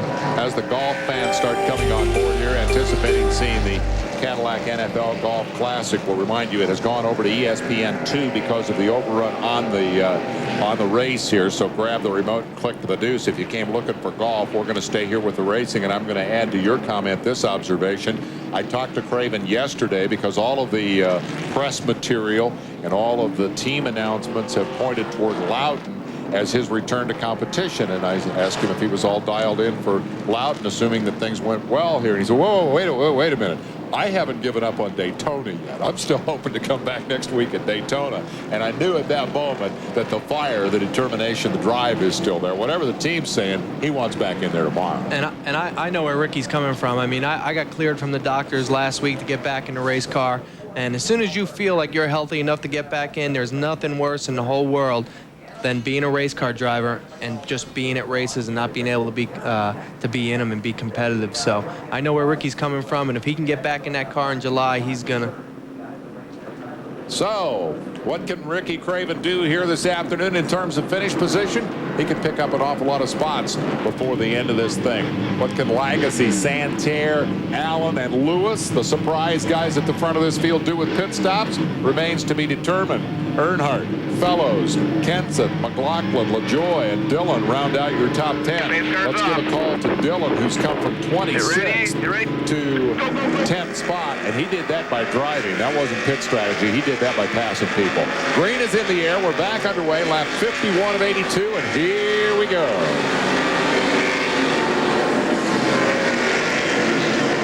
Mad scramble at turn 1. Everybody knows that we're past the halfway point, so they're going to start racing here, and they're all done with their fuel stops and tire stops, and they're going to try to work their way to the front. Earnhardt gets the pass made on Ashton Lewis. It took a while to get it done. Now Fellows will follow him through. Earnhardt working on the rear bumper of Glenn Allen Jr. trying to make the pass. Matt Kenseth is right behind Ron Fellows, following him through. Looks like Ron's opening up the holes, and Matt's going to follow him through there. They're going to be 3 wide, maybe 4 wide going into the interloop. Sort it out quickly, guys, or there's going to be some rubbing and bumping. There's Fellows chasing Earnhardt.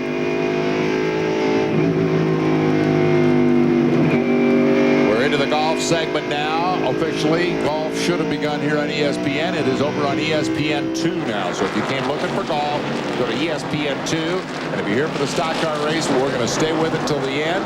We're going to see how all these pit stop strategies play out. And we're going to see if Ron Fellows is able to blitz on back through this field, back to the lead, and win this thing going away. He's been the class of the field all day, and he's got to get around Earnhardt Jr. for the second time. Glenn Allen Jr. doing a bunch of steering through that right-hander, trying to keep Matt Kenseth at bay. That is the race for 5th and 6th. There's Fellows. Started on the outside pole. There's some bumping and banging right there. Ashton Lewis is going to get both those guys on the inside. I'll tell you what, it's not just pit strategy keeping this kid up front. That was impressive. That was impressive. You don't see cars go 3 wide through turn 1 there and have them all come out. So that was 3 professional drivers doing a great job, and Ashton Lewis came out ahead of all of them. Either that or it was 2 guys that he scared so bad they thought, man, we better get out of the way and let him go. They probably didn't recognize the car and said, oh boy, where did this guy come from? But they're going to be chasing him for a while here after a move like that. I didn't hear what that radio traffic was, but that was Kenseth's radio. He's saying, wow, where'd he come from? Man. So there they go. Lagasse, then Santerre, then Earnhardt, then Fellows. 2 twosomes up front. And then Ashton Lewis in front of Matt Kenseth. So they've kind of broken up into 3 pair here as they race lap 52 of 82 at Watkins Glen, 30 to go. Down to the turn-in point at turn 1. There's the interval back to Earnhardt. Then comes Fellows. The gap to Ashton Lewis. And then the series point leader, Matt Kenseth.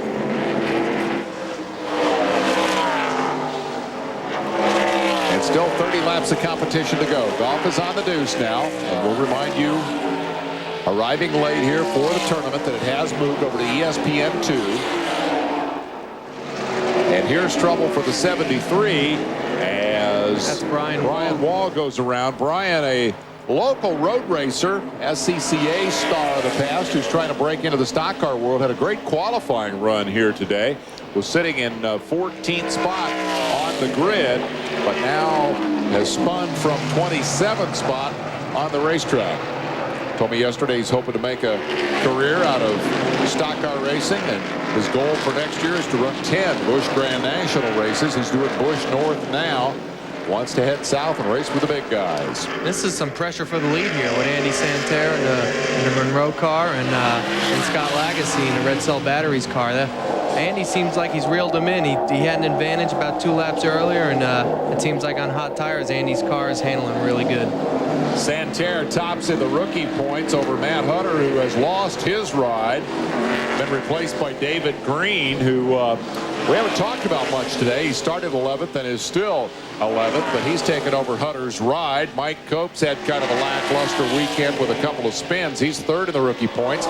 Blaze Alexander's car has stopped on course, and he's out of the event. Kevin and Wayne Grubb, neither one made the show.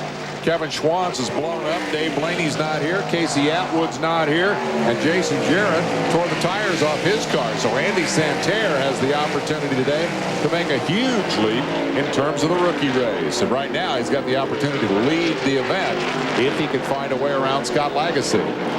We also note that Fellows has passed Earnhardt Jr. that for 3rd spot. And so that'll drop Dale Jr. back to 4th.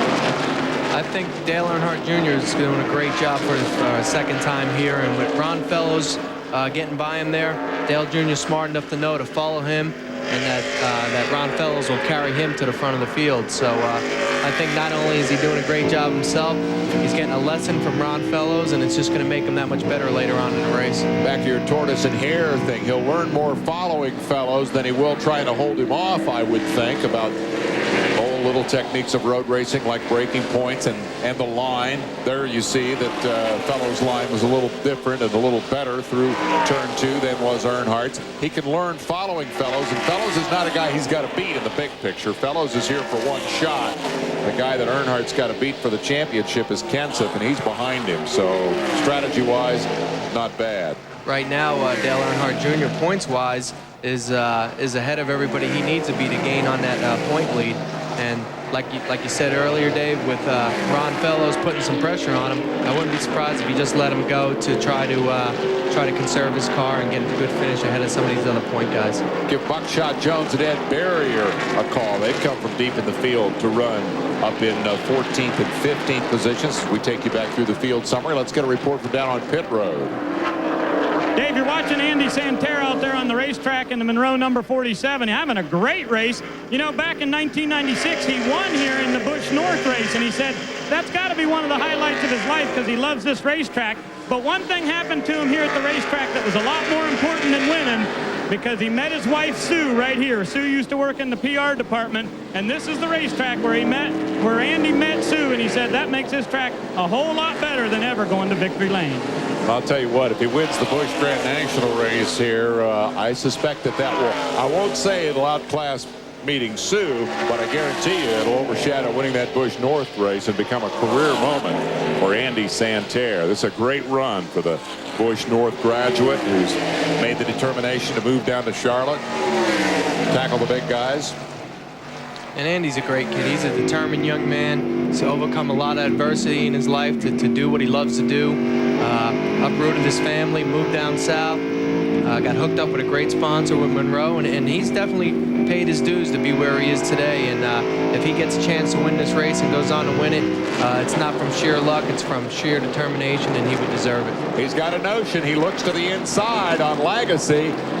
Scott comes down and takes the line away, but Andy Santerre is definitely keeping the pressure on the leaders. It's one thing to come to Watkins Glen and qualify another guy's truck on the pole and eventually get a call from Dale Earnhardt Jr. or Dale Earnhardt and then move down south. That's what Steve Park did. It's a whole other deal when you pack up and move the family down there on a chance that you can break into what has become a very competitive and difficult league. Oh, without a doubt. And Andy's done a great job. He comes from Maine, and he wasn't going to leave Maine until he had a secure position down south. And with Monroe coming on board, they gave him the financial backing that he needed to go talk to some car owners.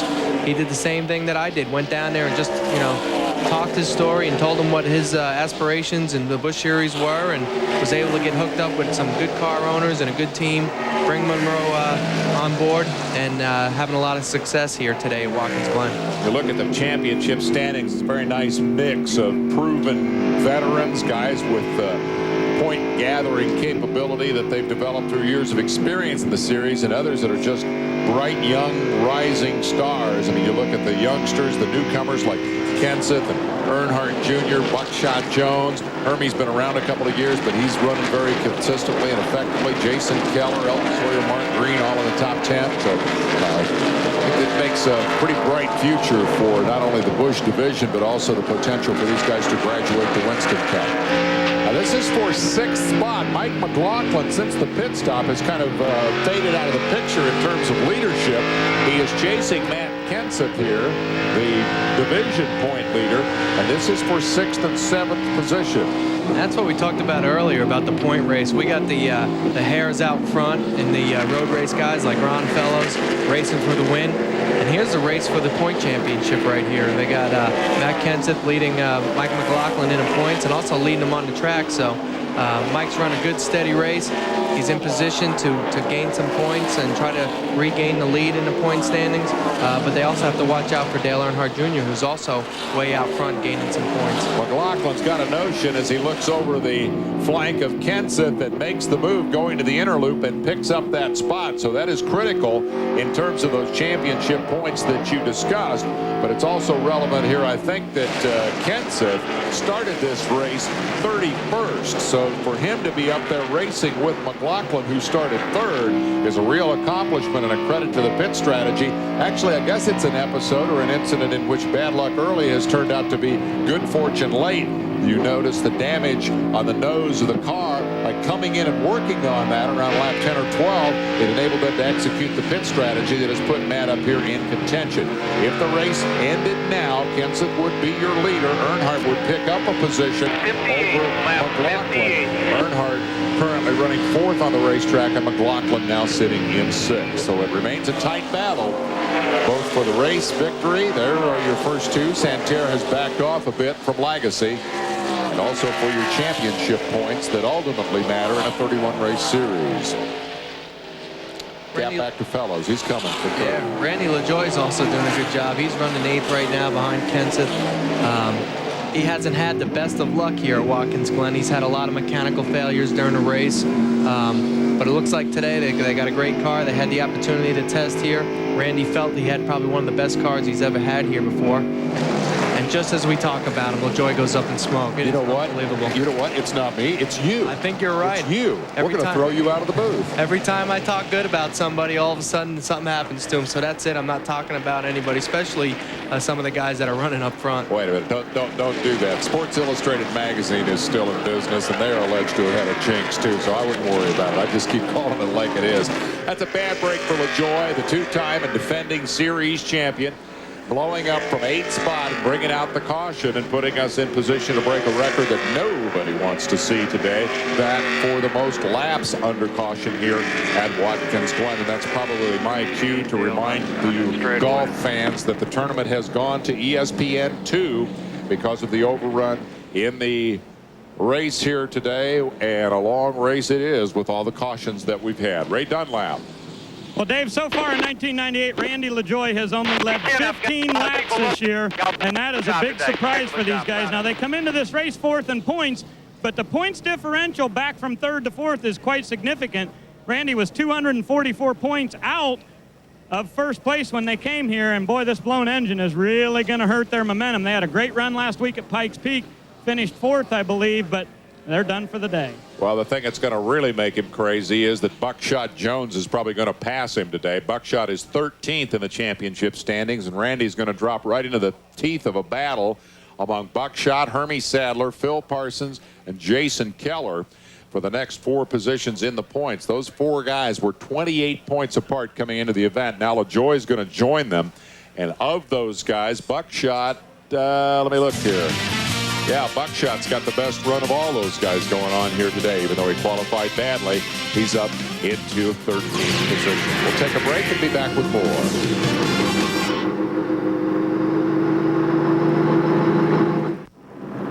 We're back at Watkins Glen. It's the Lysol 200 on the 50th anniversary of Watkins Glen International Raceway, coincidentally born at the same time as NASCAR. Of course, the concept of a NASCAR race at Watkins Glen, New York would have been pretty bizarre back 50 years ago, but it's proven to be a great marriage. The rumor that the track is for sale is false. It was categorically denied yesterday in a press conference by track management. They are making improvements. They're building new restrooms. They're going to do a lot of reconfiguring in the campgrounds, and they are looking forward to a Winston Cup race just as long as they can keep one here. And since the folks at Daytona own the racetrack, logic would tell you that might be for a while. Ricky Craven is going to pit road. He started 6th. He worked his way back up into, what was he, 18th, I think, as he came off the racetrack and onto pit road. So Craven will pit. Ray Dunlap. Well, Dave, this is kind of interesting because when we went to break, there were 32 cars on the lead lap. So I thought to myself, if Ricky's moved all the way up to 18th, why in the world would he pit? Well, I just talked to Brian Berry, the crew chief, and he said, look, we've got a fresh set of tires right here, and a lot of these guys are gambling not only on fuel, but how good their tires are going to be at the end. He said, if I put some left side tires on this race car, it may be just good enough to run back through the field again and get to the front. And if nothing else, it gives Ricky Craven a great opportunity to test his skills. They're going to go lefts and rights. They're going all the way around. Again, I guess if you're going to take the time to change the left, you might as well change them all under caution. You've got to pass all those guys anyway. Saw the up and down cycle through the field for Craven. The thing to remember here is that it was his own driving ability in front of the fastest guy all day, Ron Fellows, that kept him on the tail end of the lead lap and enabled him to be in a position here to have that shot. And I don't think winning the race, but certainly having a very respectable finish here today, given where he came from. Yeah, he's doing a good job salvaging a good finish after having an oil line break like that. And his crew guys have done a good job, too. They only lost 1 lap in the pits, changing that oil line. Could have been a lot worse. So even though Ricky's having an up and down day, he might be able to pull off a halfway decent day before the race is over. Randy LaJoy being pushed back in. Helmet off, blown motor, sunglasses in place. Obviously disappointed. You betcha. Big time. Two-time and defending champion. Now, Legacy and Santerre have pitted during this caution period. So that's going to drop them back into their positions once it all sorts out in the field, because the leader is going to be Fellows, and there they are, the 2 cars that have just pitted. I can't give you positions yet because they're still sorting that out through scoring. Marty, can you update us on this? Well, it was a situation where they both knew they had to pit because, remember, they cycled through earlier than everybody else. So sort of like the Craven strategy, get the fresh tires while you've got the opportunity. At least it gives you a shot at coming back through the field. Same story for both drivers. So they had the ability to go to 70, but elected to pit at 60, with 60 complete now under this caution period. And so by our tally, everybody has, we think, everything they need to finish the race in terms of tire and fuel. The question mark is Lewis, who is, well, we'll see where he lines up here. He's 9th, the last official scoring rundown. The question would be whether he can make it on fuel. He might need a splash and go right at the end of the race, he having made over only one stop. Everybody else has made 2 or more and should be able to go the distance. Well, I think, like you said earlier, Lewis is going to gamble on maybe having another caution before the end of the race, where then he won't have to pit. 21 laps left when you take the green. So, like you heard there's 21 laps left. These guys are getting ready to take the green again, and we're going to have to see how it shakes out with Ashton Lewis. I, for one, would like to see it stay green all the way. The cautions have been too numerous and too lengthy here today. Ray mentioned there were 32 cars on the lead lap just before the caution. If we drop down, well, we should still have 32. The record is 19. Now, A leads to B. We have so many cars on the lead lap, of course, because we have had a record number of caution laps today. The old record was 18, and we broke that a lap or 2 ago. But now, the good news. We're back to green flag racing. Fellows is out front with Earnhardt Jr. in pursuit as we restart the beginning of lap 63. Down they go into turn 1. There's Ashton Lewis, a solid third ahead of Mike McLaughlin. 3 wide as they head for the S's. Golf, if you've just joined us, wondering why you're watching race cars, is on ESPN2. It has moved over to ESPN2 due to the auto racing overrun. You can find the tournament going on as we speak on the news. We'll stay here to the conclusion, and then at 4 o'clock this afternoon, we'll crank up the Winston Cup cars at Sears Point. There's David Green right behind Mike McLaughlin. This is starting to look like the race that it was last year, with Mike winning and Todd Bodine running second in the 36 car. And this is the same car that David Green's running that Todd Bodine finished second, so it's no stranger to this racetrack either. We haven't seen a lot of David in the top 10 today. In fact, he's picked off 5 of those positions in the last, I would estimate, 3 or 4 laps before the caution period, because he was 11. Ooh, Earnhardt using all of the road and a little more right there as he continues his pursuit of Ron Fellows, or perhaps the learning experience that he is getting here from Ron Fellows, the former Trans Am winner, the Canadian who's come here to this racetrack, which is so popular among Canadian fans. They come down across the border to enjoy the road racing here, and have since the glory days of Formula One. A lot of Ron Fellows fans here. Dust in the back of the pack. Who's kicking it up? We got some cars running off the racetrack in turn 1. Oh, yeah, I missed that over the dust cloud. Who was that? It was Sprague who kicked up the cloud, it looked like. Looked like Lance Hooper, who went off. And he did a great job of keeping his foot on the gas, and he went completely across that gravel trap, kept his foot on the gas, and drove completely back across to get back out on the racetrack. Former Southwest Tour star has been a front runner most of the day here today. Spun out a 19th spot, and I think that's as bad as he's been all day. You see the damage there to the number 36 car of David Green, but that damage has not impeded his progress. We just noted that he has moved inside the top 5 and looks like a serious player here as he returns to the division in which he won the championship 2 years ago. With the retirement of LaJoie, he is the only former champion still running in the race. There were only 2 that started the event. And a pretty accomplished road racer, too. David Green's, he's run around this racetrack enough to know how to get to the front and win this race. Robbie Gordon will drive David Green's car, or what was David Green's car, at Sears Point today. No announcement yet who will get in the Caterpillar number 96 hereafter. Boy, he's coming after McLaughlin. And Dale Earnhardt Jr. looks like he's going to give Ron Fellows a lesson before the race is over today. Ron's gotten back in the lead, and he hasn't been able to shake Dale Earnhardt Jr. So I think with the limited amount of laps that are left in the race, it's going to make for a good race right towards the end here. Fellows had waltzed away to as much as a 3.5-second lead early. Look at Earnhardt go around him on the outside. Fellows came down and gave him a lot of room there, and Earnhardt just blew right by him. And Fellows drops back to second spot, just as I was noting that he had built a 3.5-second lead early in the race and has led more laps, I believe, than anybody else. We'll double check that at the end of the competition. But right now, the story is Earnhardt as he goes smoking by Fellows and moves out front. You wonder if Ron's just trying to conserve his car and his tires to the end, and maybe even his gas. All these guys kind of pitted under that last caution, was able to get on their last set of tires and last bit of fuel, and with Dale Earnhardt Jr. running all over the back of him, you wonder if he just decided, hey, let's let him go. Let me save my tires and get a run at him later on in the race. Well, you know, a cynical guy like me would probably say that Fellows was thinking something like, you know, I can pass him back anytime I need to. I think I'm going to let him go by me before he spins me out. You can see Ron Fellows pulled to the bottom, and we've been talking about him. So at first I thought maybe I jinxed him and he broke, but he just pulled to the bottom and let Dale Earnhardt Jr. go by, pulled back up in the second spot. And it's going to see what kind of pace that Dale Earnhardt Jr. is going to set here, and then try to make a bid for the lead right towards the end of the race. Let's get an update on Fellows' situation from Ray Dunlap. Well, Dave, even though you're a cynic, you're absolutely right. I just asked crew chief Brian Patty, and he said, we're just going to cruise, and it's a little bit easier to follow the three than to worry about him right behind us.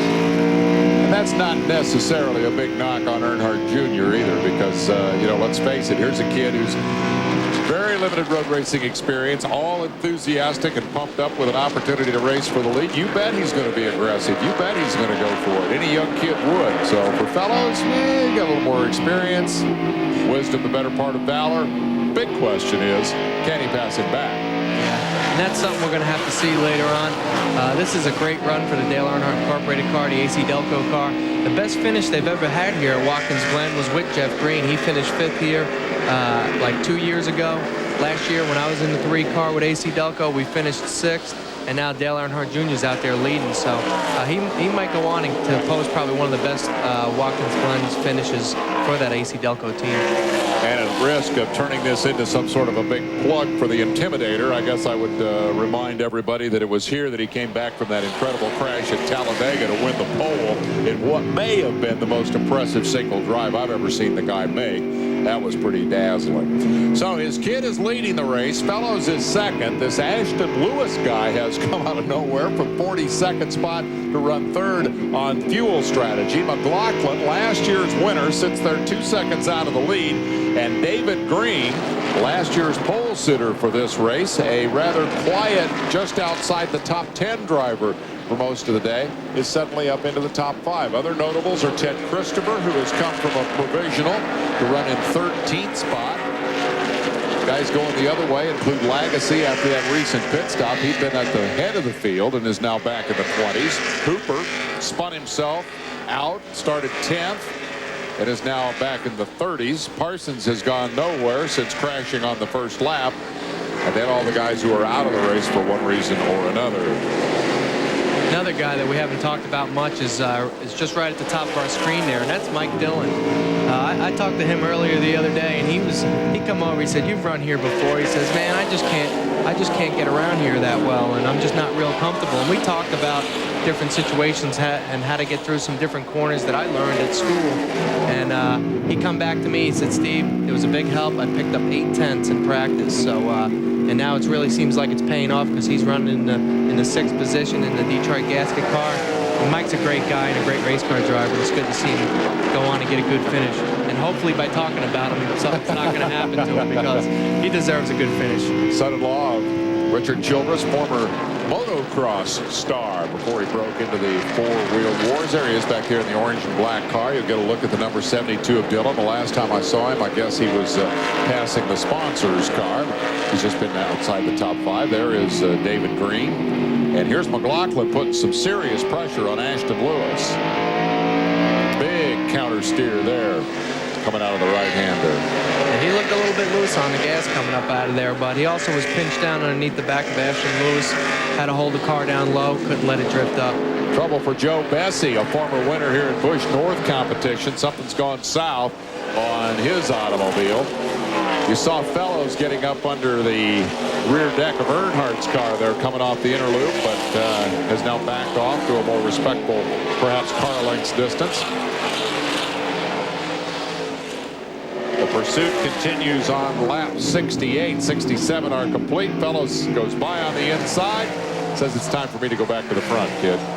He's just messing with these guys. It looks like he's got an awful strong car, and for him to relinquish the lead to Dale Earnhardt Jr. and then see how good he's running, maybe eye him up for the end of the race and see how strong his car is, and then to say, all right, I've had enough, I'm going back to the front.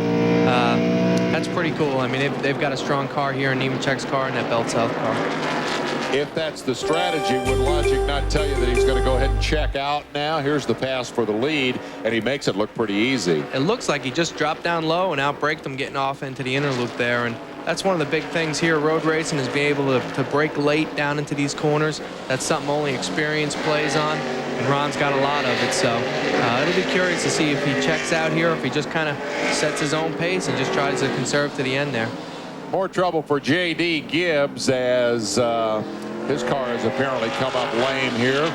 Joe's son wadded one up big time yesterday, but he was okay, and that was good to see because it was a pretty hard hit over in the inner loop. They dragged the spare car out, put it in the field on a provisional, and now J.D. has had trouble with that machine and will retire from what was 32nd spot. Ashton Lewis has been a surprise here. He's made that pit strategy deal work, and is running a good third. So let's go down to the pits. Steve, you're talking about the driver of the 9 car, Ashton Lewis. Trouble for Kenseth, Ray. Let me interrupt you. Yeah, That's go. Matt Kenseth, who has spun it at the inner loop and now spins it again, trying to straighten it out. They'll try this one more time. He was in 7th at the time of the spin. He is your championship point leader. Matt Kenseth getting her back up to speed. Underway again. Listen to the radio. He's back underway, but he knew going into this, he felt that if he just stayed on the track and didn't get spun off, he'd get a top 10 finish, and he was running 7th there right before he went off, so hopefully he'll be able to recover from that later on. Spin at the inner loop for the number 17 car, Matt Kenseth, as we were talking about Ashton Lewis and the excellent performance he's turned in here, hanging on to that 3rd spot. Now into the kitty litter goes the 29 of Hermie Sadler, and that's the 2nd time that's happened to him today. And he had a brake problem earlier. We're wondering if they got that fixed good enough, or if he's experiencing that brake problem again and got off into the gravel pit. There's the 17 Kenseth, and I think we'll get another opportunity perhaps to see what happened there. I missed the entrance. It looked like he just started the wheel hop on the entrance, too hard on the brakes, got the rear wheels hopping, got the car loose, did a good job of saving it, and just spinning down to the inside there where he didn't get in that gravel trap where he'd get trapped for a lap or two. And here's from the onboard camera in the Jack Sprague channel lock car. Lock the brakes. Locked them up, and boy, Jack did a good job of missing them right there. Frustration for Kenseth, who didn't have a whole lot to say yesterday. Went to visit with him a little bit, and it was pretty obvious that he was yellows out, full course caution for Hermie. That's the 7th of the day. That ties the record. We've broken the record for caution laps. Kenseth was very frustrated yesterday, and this was after practice, but before qualifying, basically didn't want to talk, and the reason was we just having such a hard time coming to terms with the racetrack, and they were trying to figure out how much of this can we fix with the car and how much of it is just a matter of the driver having to get more experience. And then from that terrible start, they come back to be in such an excellent position to gather a lot of points, and that all goes away with a spin. So indeed, it's an up and down business, this motorsport stuff, and Kenseth at the moment is definitely in one of the valleys. We're going to take the commercial break and come back with more. We're 70 laps into the 82 laps distance here. We'll be right back. Watkins Glen, New York.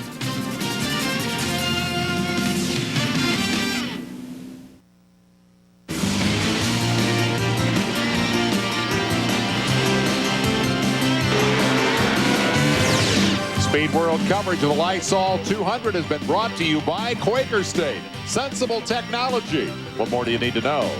And by ESPN Video. Get your officially licensed NASCAR videos from ESPN Video. Well, a couple of things happening under this caution flag.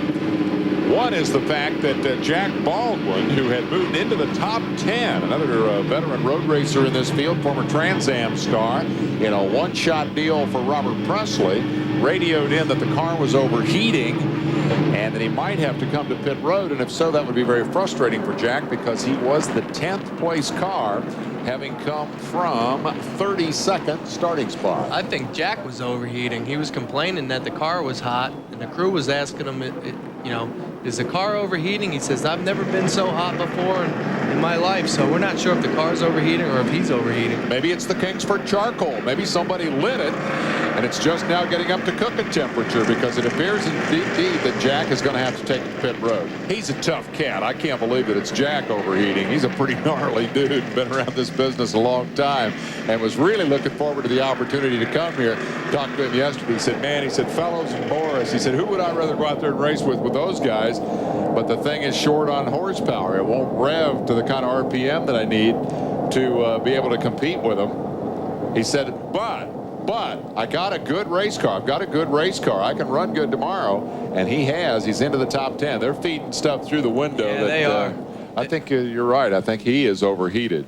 Bobby Hillen. Yeah, He's back out on the racetrack again. He was the guy who was on fire earlier, and they have tidied up that car and apparently didn't do much damage to it. Hillen is able to get back out there.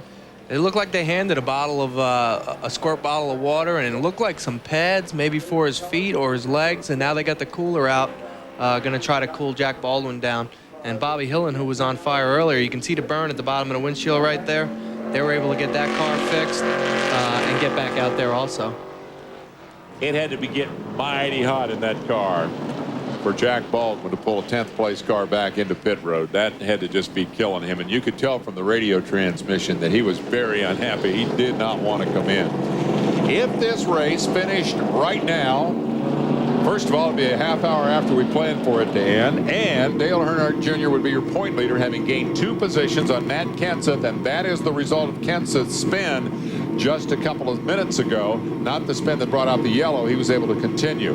Here's how the rest of your field would shape up. But look back there, the guys from 6th to 10th, how close this is for the top 10 positions. And I can assure you that that battle goes right on back through 15th. When we came into the race, we had, what was it, 7 guys within 80 points through 15th. Now, before this all started, we were talking about Ashton Lewis, your 3rd place car. Ray, you started to tell a story about him and you got interrupted. You want to finish that?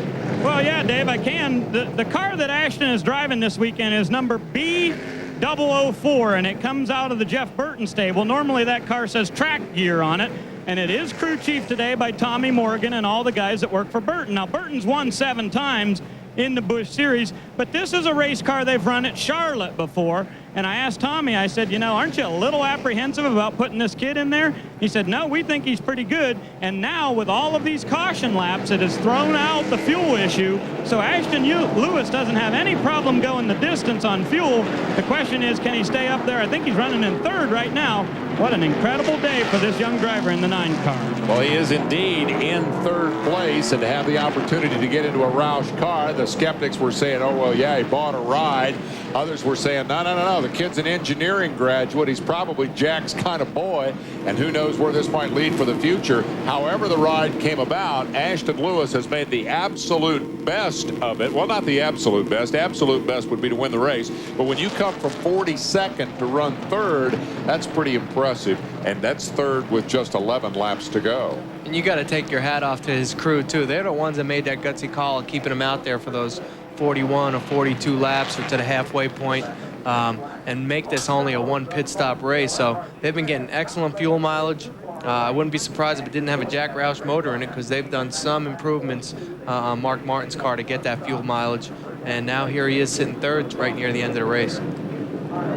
We haven't mentioned Delton Sawyer today either, and he has quietly come from the mid-20s in terms of a starting spot to run 11th right now. Marty, what's up with those guys?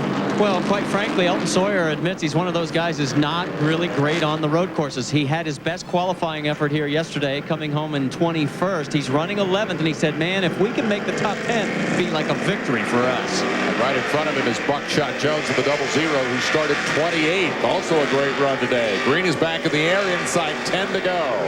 Fellows, the leader. Earnhardt chases him. Lewis wants to make a pass, but may give up a spot to McLaughlin, who takes the inside line. Tight competition. David Green gets out into the rumble strips, or actually pushes Lewis out into the rumble strips as Green in the 36 tries to get by. McLaughlin completes the pass, takes over third, drops Ash to fourth, and McLaughlin moving back toward the front, trying to duplicate last year's victory here. Yeah, he did. He did a great job making that move on the inside in turn one. Thought he was going to pull his teammate, David Green, right by with him, but Ashton Lewis did a good job getting right back in line again. Contact there for number 33, Tim Fedewa deserves a call as he got alongside Jack Sprague. This happening in the middle of the top 10. Sprague in 7th, Fedewa in 8th, and they'll remain in those two positions despite that little bit of bump and shove going into the interlude. The Detroit gasket car. 72, Mike Dillon. That is your 6th place machine. Then it's Sprague, Fedewa, Jones, and Sawyer rounding out the top 10. Riding with McLaughlin and looking back at Lewis. Looked like Lewis got a little sideways off the corner there, so he might be experiencing a little bit of a loose race car, or he might be just driving it for all it's worth.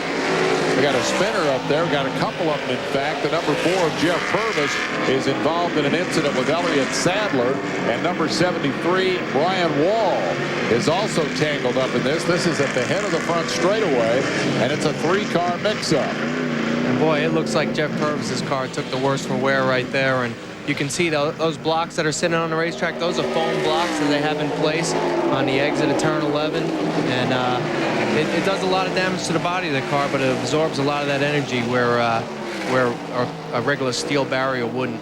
Now the leaders are still racing. The caution flag has not come out. As we expected he might, Fellows has checked out on Earnhardt. McLaughlin is coming after Earnhardt. There is Ron Fellows, now having built a 1 1/4 second lead, and the leaders not taking the caution flag yet, so we'll see whether they're able to stay under green and clean up that bit of a mess from the 3-car tangle. Fellows driving actually his 2nd Busch race here at the Glen. Last year he started 3rd but finished 25th, and coincidentally that was in the number 4 car, the James Finch entry, that has just been beaten to pieces in this big crash at the head of the straightaway. Here's the tail end of it. You can see Brian Wall there getting turned around, Elliott Sadler involved, and Jeff Purvis looked like he tried to avoid it and got spun around, sideswiped the foam there. Did pretty significant damage to the side of his car, as you can see also. Well, just imagine what that thing would look like if he'd taken the foam away and put her into that Armco barrier sideways like that. That was a hard hit. A very fast piece of racetrack. Got some racing going on back in the field there. It looks like we're around the 13th position, or they're, maybe it's a 13 car for 11th position. That was Lagacy in the 22 who took him 3 wide, stuffed it in there and pulled it off, completing the pass on Ted Christopher, who's had a great run here. Christopher from a provisional that put him 43rd on the grid. That's the white number 13. Lagacy got the spot, but only after a pretty good scrap. And behind him comes the IGA car, which of course is Jason Keller. Keller carrying those numbers, those colors here today. Jason was real fortunate. He came into this race without a sponsor. Kat Teasdale had the IGA sponsorship, and without Kat making the field, she missed by just 1 spot, I think. The sponsorship went over to Jason Keller, and he was real happy to have it, especially because they had 200 people here for hospitality. Keller's given it a good run, too. He's in 12th spot. So for Jason, who's run the whole campaign here without a sponsor, maybe this will be a break for him. There's the gap from 1st to 2nd, then 3rd, 4th, and 5th in tight formation. And here comes the 72 of Dillon in 6th, with a lot of company from Jack Sprague. You're riding with Sprague as they go to the interlude. Sprague's giving that 40 car a good run there, the Channel Lock car. He's currently running 7th. He's very familiar with Watkins Glen here. He's always had a good run in the truck series, and he's giving that 40 car a good run this weekend. Guy could drive a race car, I'll tell you what. Anything you put him in, he is very, very competitive. McLaughlin leading Ashton Lewis, who will be the surprise story of this race. The key was a one-stop strategy that got him into position to run with the leaders. But the thing that I'm impressed with is that once he got there, he's been able to stand the pace. He is still in 4th spot. He gave up 3rd to Mike McLaughlin a couple of laps ago, but that's no disgrace because that's the guy who won this race a year ago.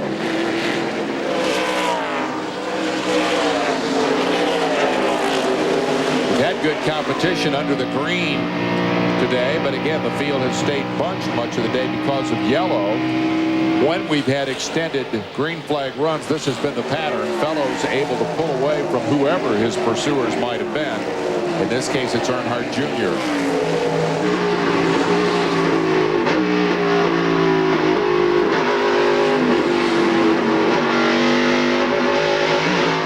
The sound of the tiger's teeth, the rumble strips from the onboard camera. Got one off. That's Lagasse. Scott Lagasse, who made a daring pass going in here just a couple of laps ago. Got a little too daring this time. You're stuck, Scott. You can spin her all day, but it's not going anywhere. Call the tow truck, and you know what that means. Throw the yellow. Fellows is smart enough to know there's no sense in burning this car up, because there's going to be another yellow. And sure enough, there is. The 9th of the day, shattering the old record. We broke it 1 yellow ago. Now we have shattered it. And as far as laps under yellow, I don't even want to think about it. It has been way too many. And I think if you've been waiting to see golf, you don't want to see any more yellows either. Golf has gone to ESPN2 in deference to the automobile race. And Ricky Craven, whom you saw a moment ago there in the 2 car, has gone to 13th position. Remember when we were theorizing about that pit strategy? And his crew chief said, man, I can bolt new tires on this car and Craven will blow off a bunch of these guys. Well, that's exactly what has happened. And Ricky Craven has a very good shot at a top 10 finish here after being a lap down on a road course. That is impressive. We'll take another commercial break and come back to wrap this baby up at Watkins Glen. We're back at Watkins Glen. The laps, believe it or not, really are winding down. And the plan is for us to join the golf activity right after the conclusion of this race, which it appears Ron Fellows is going to be in position to win. And then, of course, at 4 o'clock Eastern time, we're going to go to Sears Point Raceway, the revised Sears Point Raceway for the Save Mark Cragen 350. They will run more laps, 350. I called it 300 earlier. They run more laps because they changed the racetrack. They've taken out that carousel turn. They make a big old arc across the top of the hill and just keep on trucking. Thus, it is more laps to get to the race distance. It'll be a much faster racetrack and, in theory, perhaps more competitive. We'll see how that all plays out at 4 o'clock Eastern time. Been very competitive here today. We've had a lot of different leaders, but the 87 car is the one that has been out front for most of the day, and that's kind of continuing a pattern here. Joe Nemechek is the mileage leader for this series coming into Watkins Glen. 4 races, 517 3/4 miles led, and now Fellows jumps in this car and says, we're accustomed to being up front, boys. I'm going to keep it there. Actually, he said that with a delightful Canadian accent because he's from Toronto. His first Canadian to win in the Truck Series, and today could be the first driver from outside the United States of America to ever win in the Busch Series. How about that? Not just the first Canadian, the first driver from outside the U.S. ever to win. Pop quiz. Be quiet. Wait a minute. Listen to me. Pop quiz. Right, who was the first Canadian ever to win Winston Cup? First Canadian to ever win in Winston Cup. I would have to say it had to be Earl Ross. Wow. Wow. This kid's an historian. Rookie Earl Ross, the only Canadian winner in Winston Cup. It happened in Martinsville. I'll bet you cheated. I'll bet you got Kenny Martin to tell you that. I had my press book here, so I just flipped through it real quick. Check it out. Terry Labonte owned this joint until they rescheduled the Winston Cup race on top of it and broke that string. Actually, McLaughlin broke it last year when he, as a series regular, won here at Watkins Glen. But prior to that, it had been Terry Labonte with 4 victories. Pretty impressive indeed. I'll tell you what. Let's have a quick conversation here with Ron Fellows. I think he's going to be able to hear me. Ron Fellows, Dave Spain at ESPN. Can you hear me? I can hear you, Dave. How are you? Well, I'm fine, but let me tell you what's happening here. Because this race is running so long, there's a chance we may not be able to stay for victory lane. And here's my question. Are you the guy we should be talking to? Should we just do the victory interview now? I'd like to say so, but I'm not going to jinx it. 4 to go here, 3.5. Your truck appears to be very good. You let Earnhardt by, then passed him back and pulled away. Was that just to keep him off your bumper? Yeah, he was pretty good. And I'll tell you what, the kind of gave me a bit of a scare, so we got off and going there. But yeah, the car's good. I got to thank Joe Nemechek and all the guys at the South Mobility team. Regardless of how this ends up, it's been a great day so far. We'll get out of here and let you go back to work. You're having a great run, man. Keep it up. Did I call that a truck? I don't know how many dollars I've put in that pool thing they've got going at the truck races. Every time you call it a car, I think I ought to get $1 of that back today. Well, it has been an impressive run for Fellows, and we certainly don't want to jinx it, because as we get ready to come back to green, that has been the first-class operation here today. Racing Electronics providing the radio, and we appreciate the opportunity to talk to Ron, because if we have to get off the air in a huge hurry at the end of this thing and don't get to victory lane, we definitely have had the opportunity to talk to the guy who's been the class of the field here today. But again, a lot of impressive performances behind him. Earnhardt Jr. faring very well here today with limited road racing experience. Ashton Lewis with a combination of great pit strategy and good footwork, keeping that baby up in 4th spot. David Green, a proven road racer, comes back to run top 5. Dylan Strong, Fedewa has emerged as a top 10 contender here in the late going. Buckshot Jones has come from deep in the field to now run 9th. Other guys who have impressed include Jason Keller. Jason in the last top 10 spot from 16th starting spot. Let's go to Ray Dunlap real quickly. Well, Dave, I'm with Tony Uri Sr., and boy, I'll tell you what, that kid's been impressive today. Do you have anything for that 87 car? No, I don't think so. We got up there and raced him a little bit. I think he gave him a little driving lesson there for a while, but I think the lesson ceased. We couldn't do much with him that last run. We got to try to hold that 34 car off. That's our main goal right now, and that'll put us pretty close back to that points lead, and that's what we're here for. A pretty impressive run by Little E out there in the 3 car. I think he got it just right, too. He's racing the guy behind him, not the guy in front of him. And that's just the way you said this would play out, that ultimately it comes down to the guys that are racing for the championship. Here we go. The green is back in the air by my count, 3 to go? Or 2 to go. I'm sorry, 4 to go. It's an 82-lap distance, and Fellows gets the drop on him as they go down into turn 1. Earnhardt Jr. had a notion, wanted to pass him back. He said, I'm not listening to my crew chief. I want to win this thing. And he gets off the track right there and just got overhauled by Mike McLaughlin.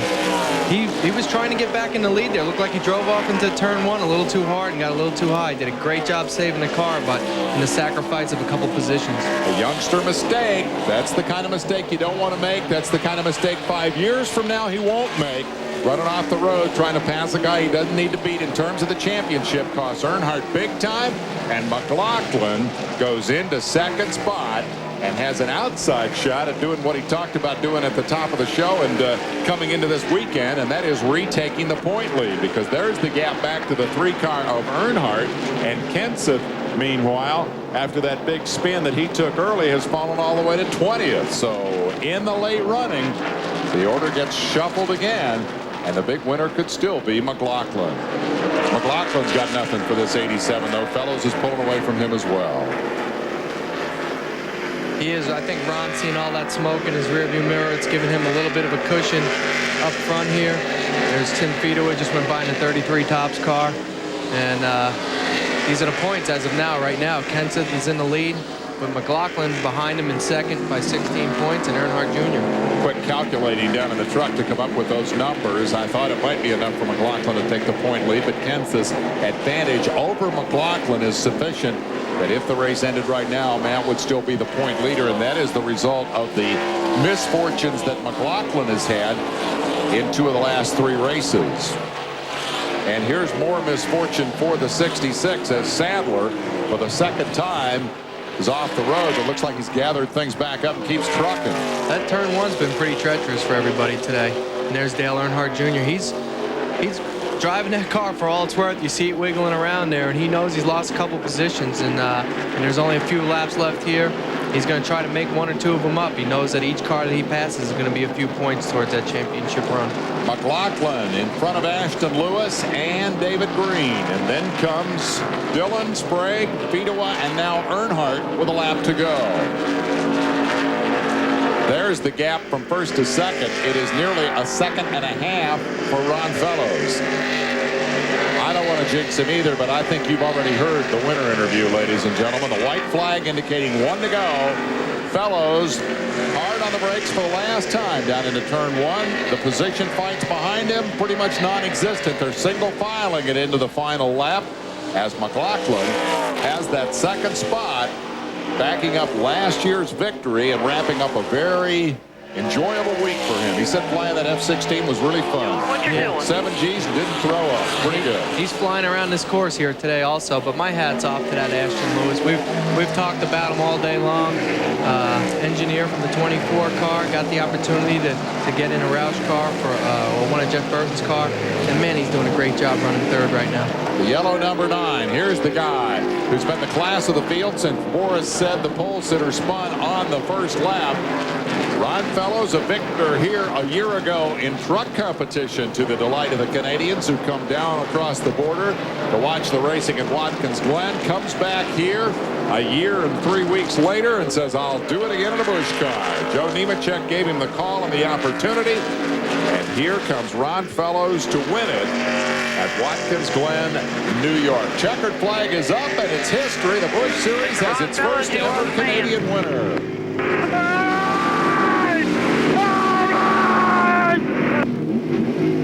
He's pretty excited. He was pretty calm when we talked to him earlier, but he's pretty excited now. Winter net is coming down. Celebration begins for Ron Fellows, the winner of the Lysol 250. McLaughlin comes home second. Lewis will be third. David Green advances to fourth in his return drive in the Busch Series. Here's the rest of your unofficial, underline unofficial top 15. Our thanks to Marty Reed and to Ray Dunlap down there on pit road, and a special thanks to Steve Park for being with us topside. We got to get out of here and make way for golf. Congratulations to the winner. We'll go to Jim Kelly of the Senior PGA Cadillac NFL Golf Classic.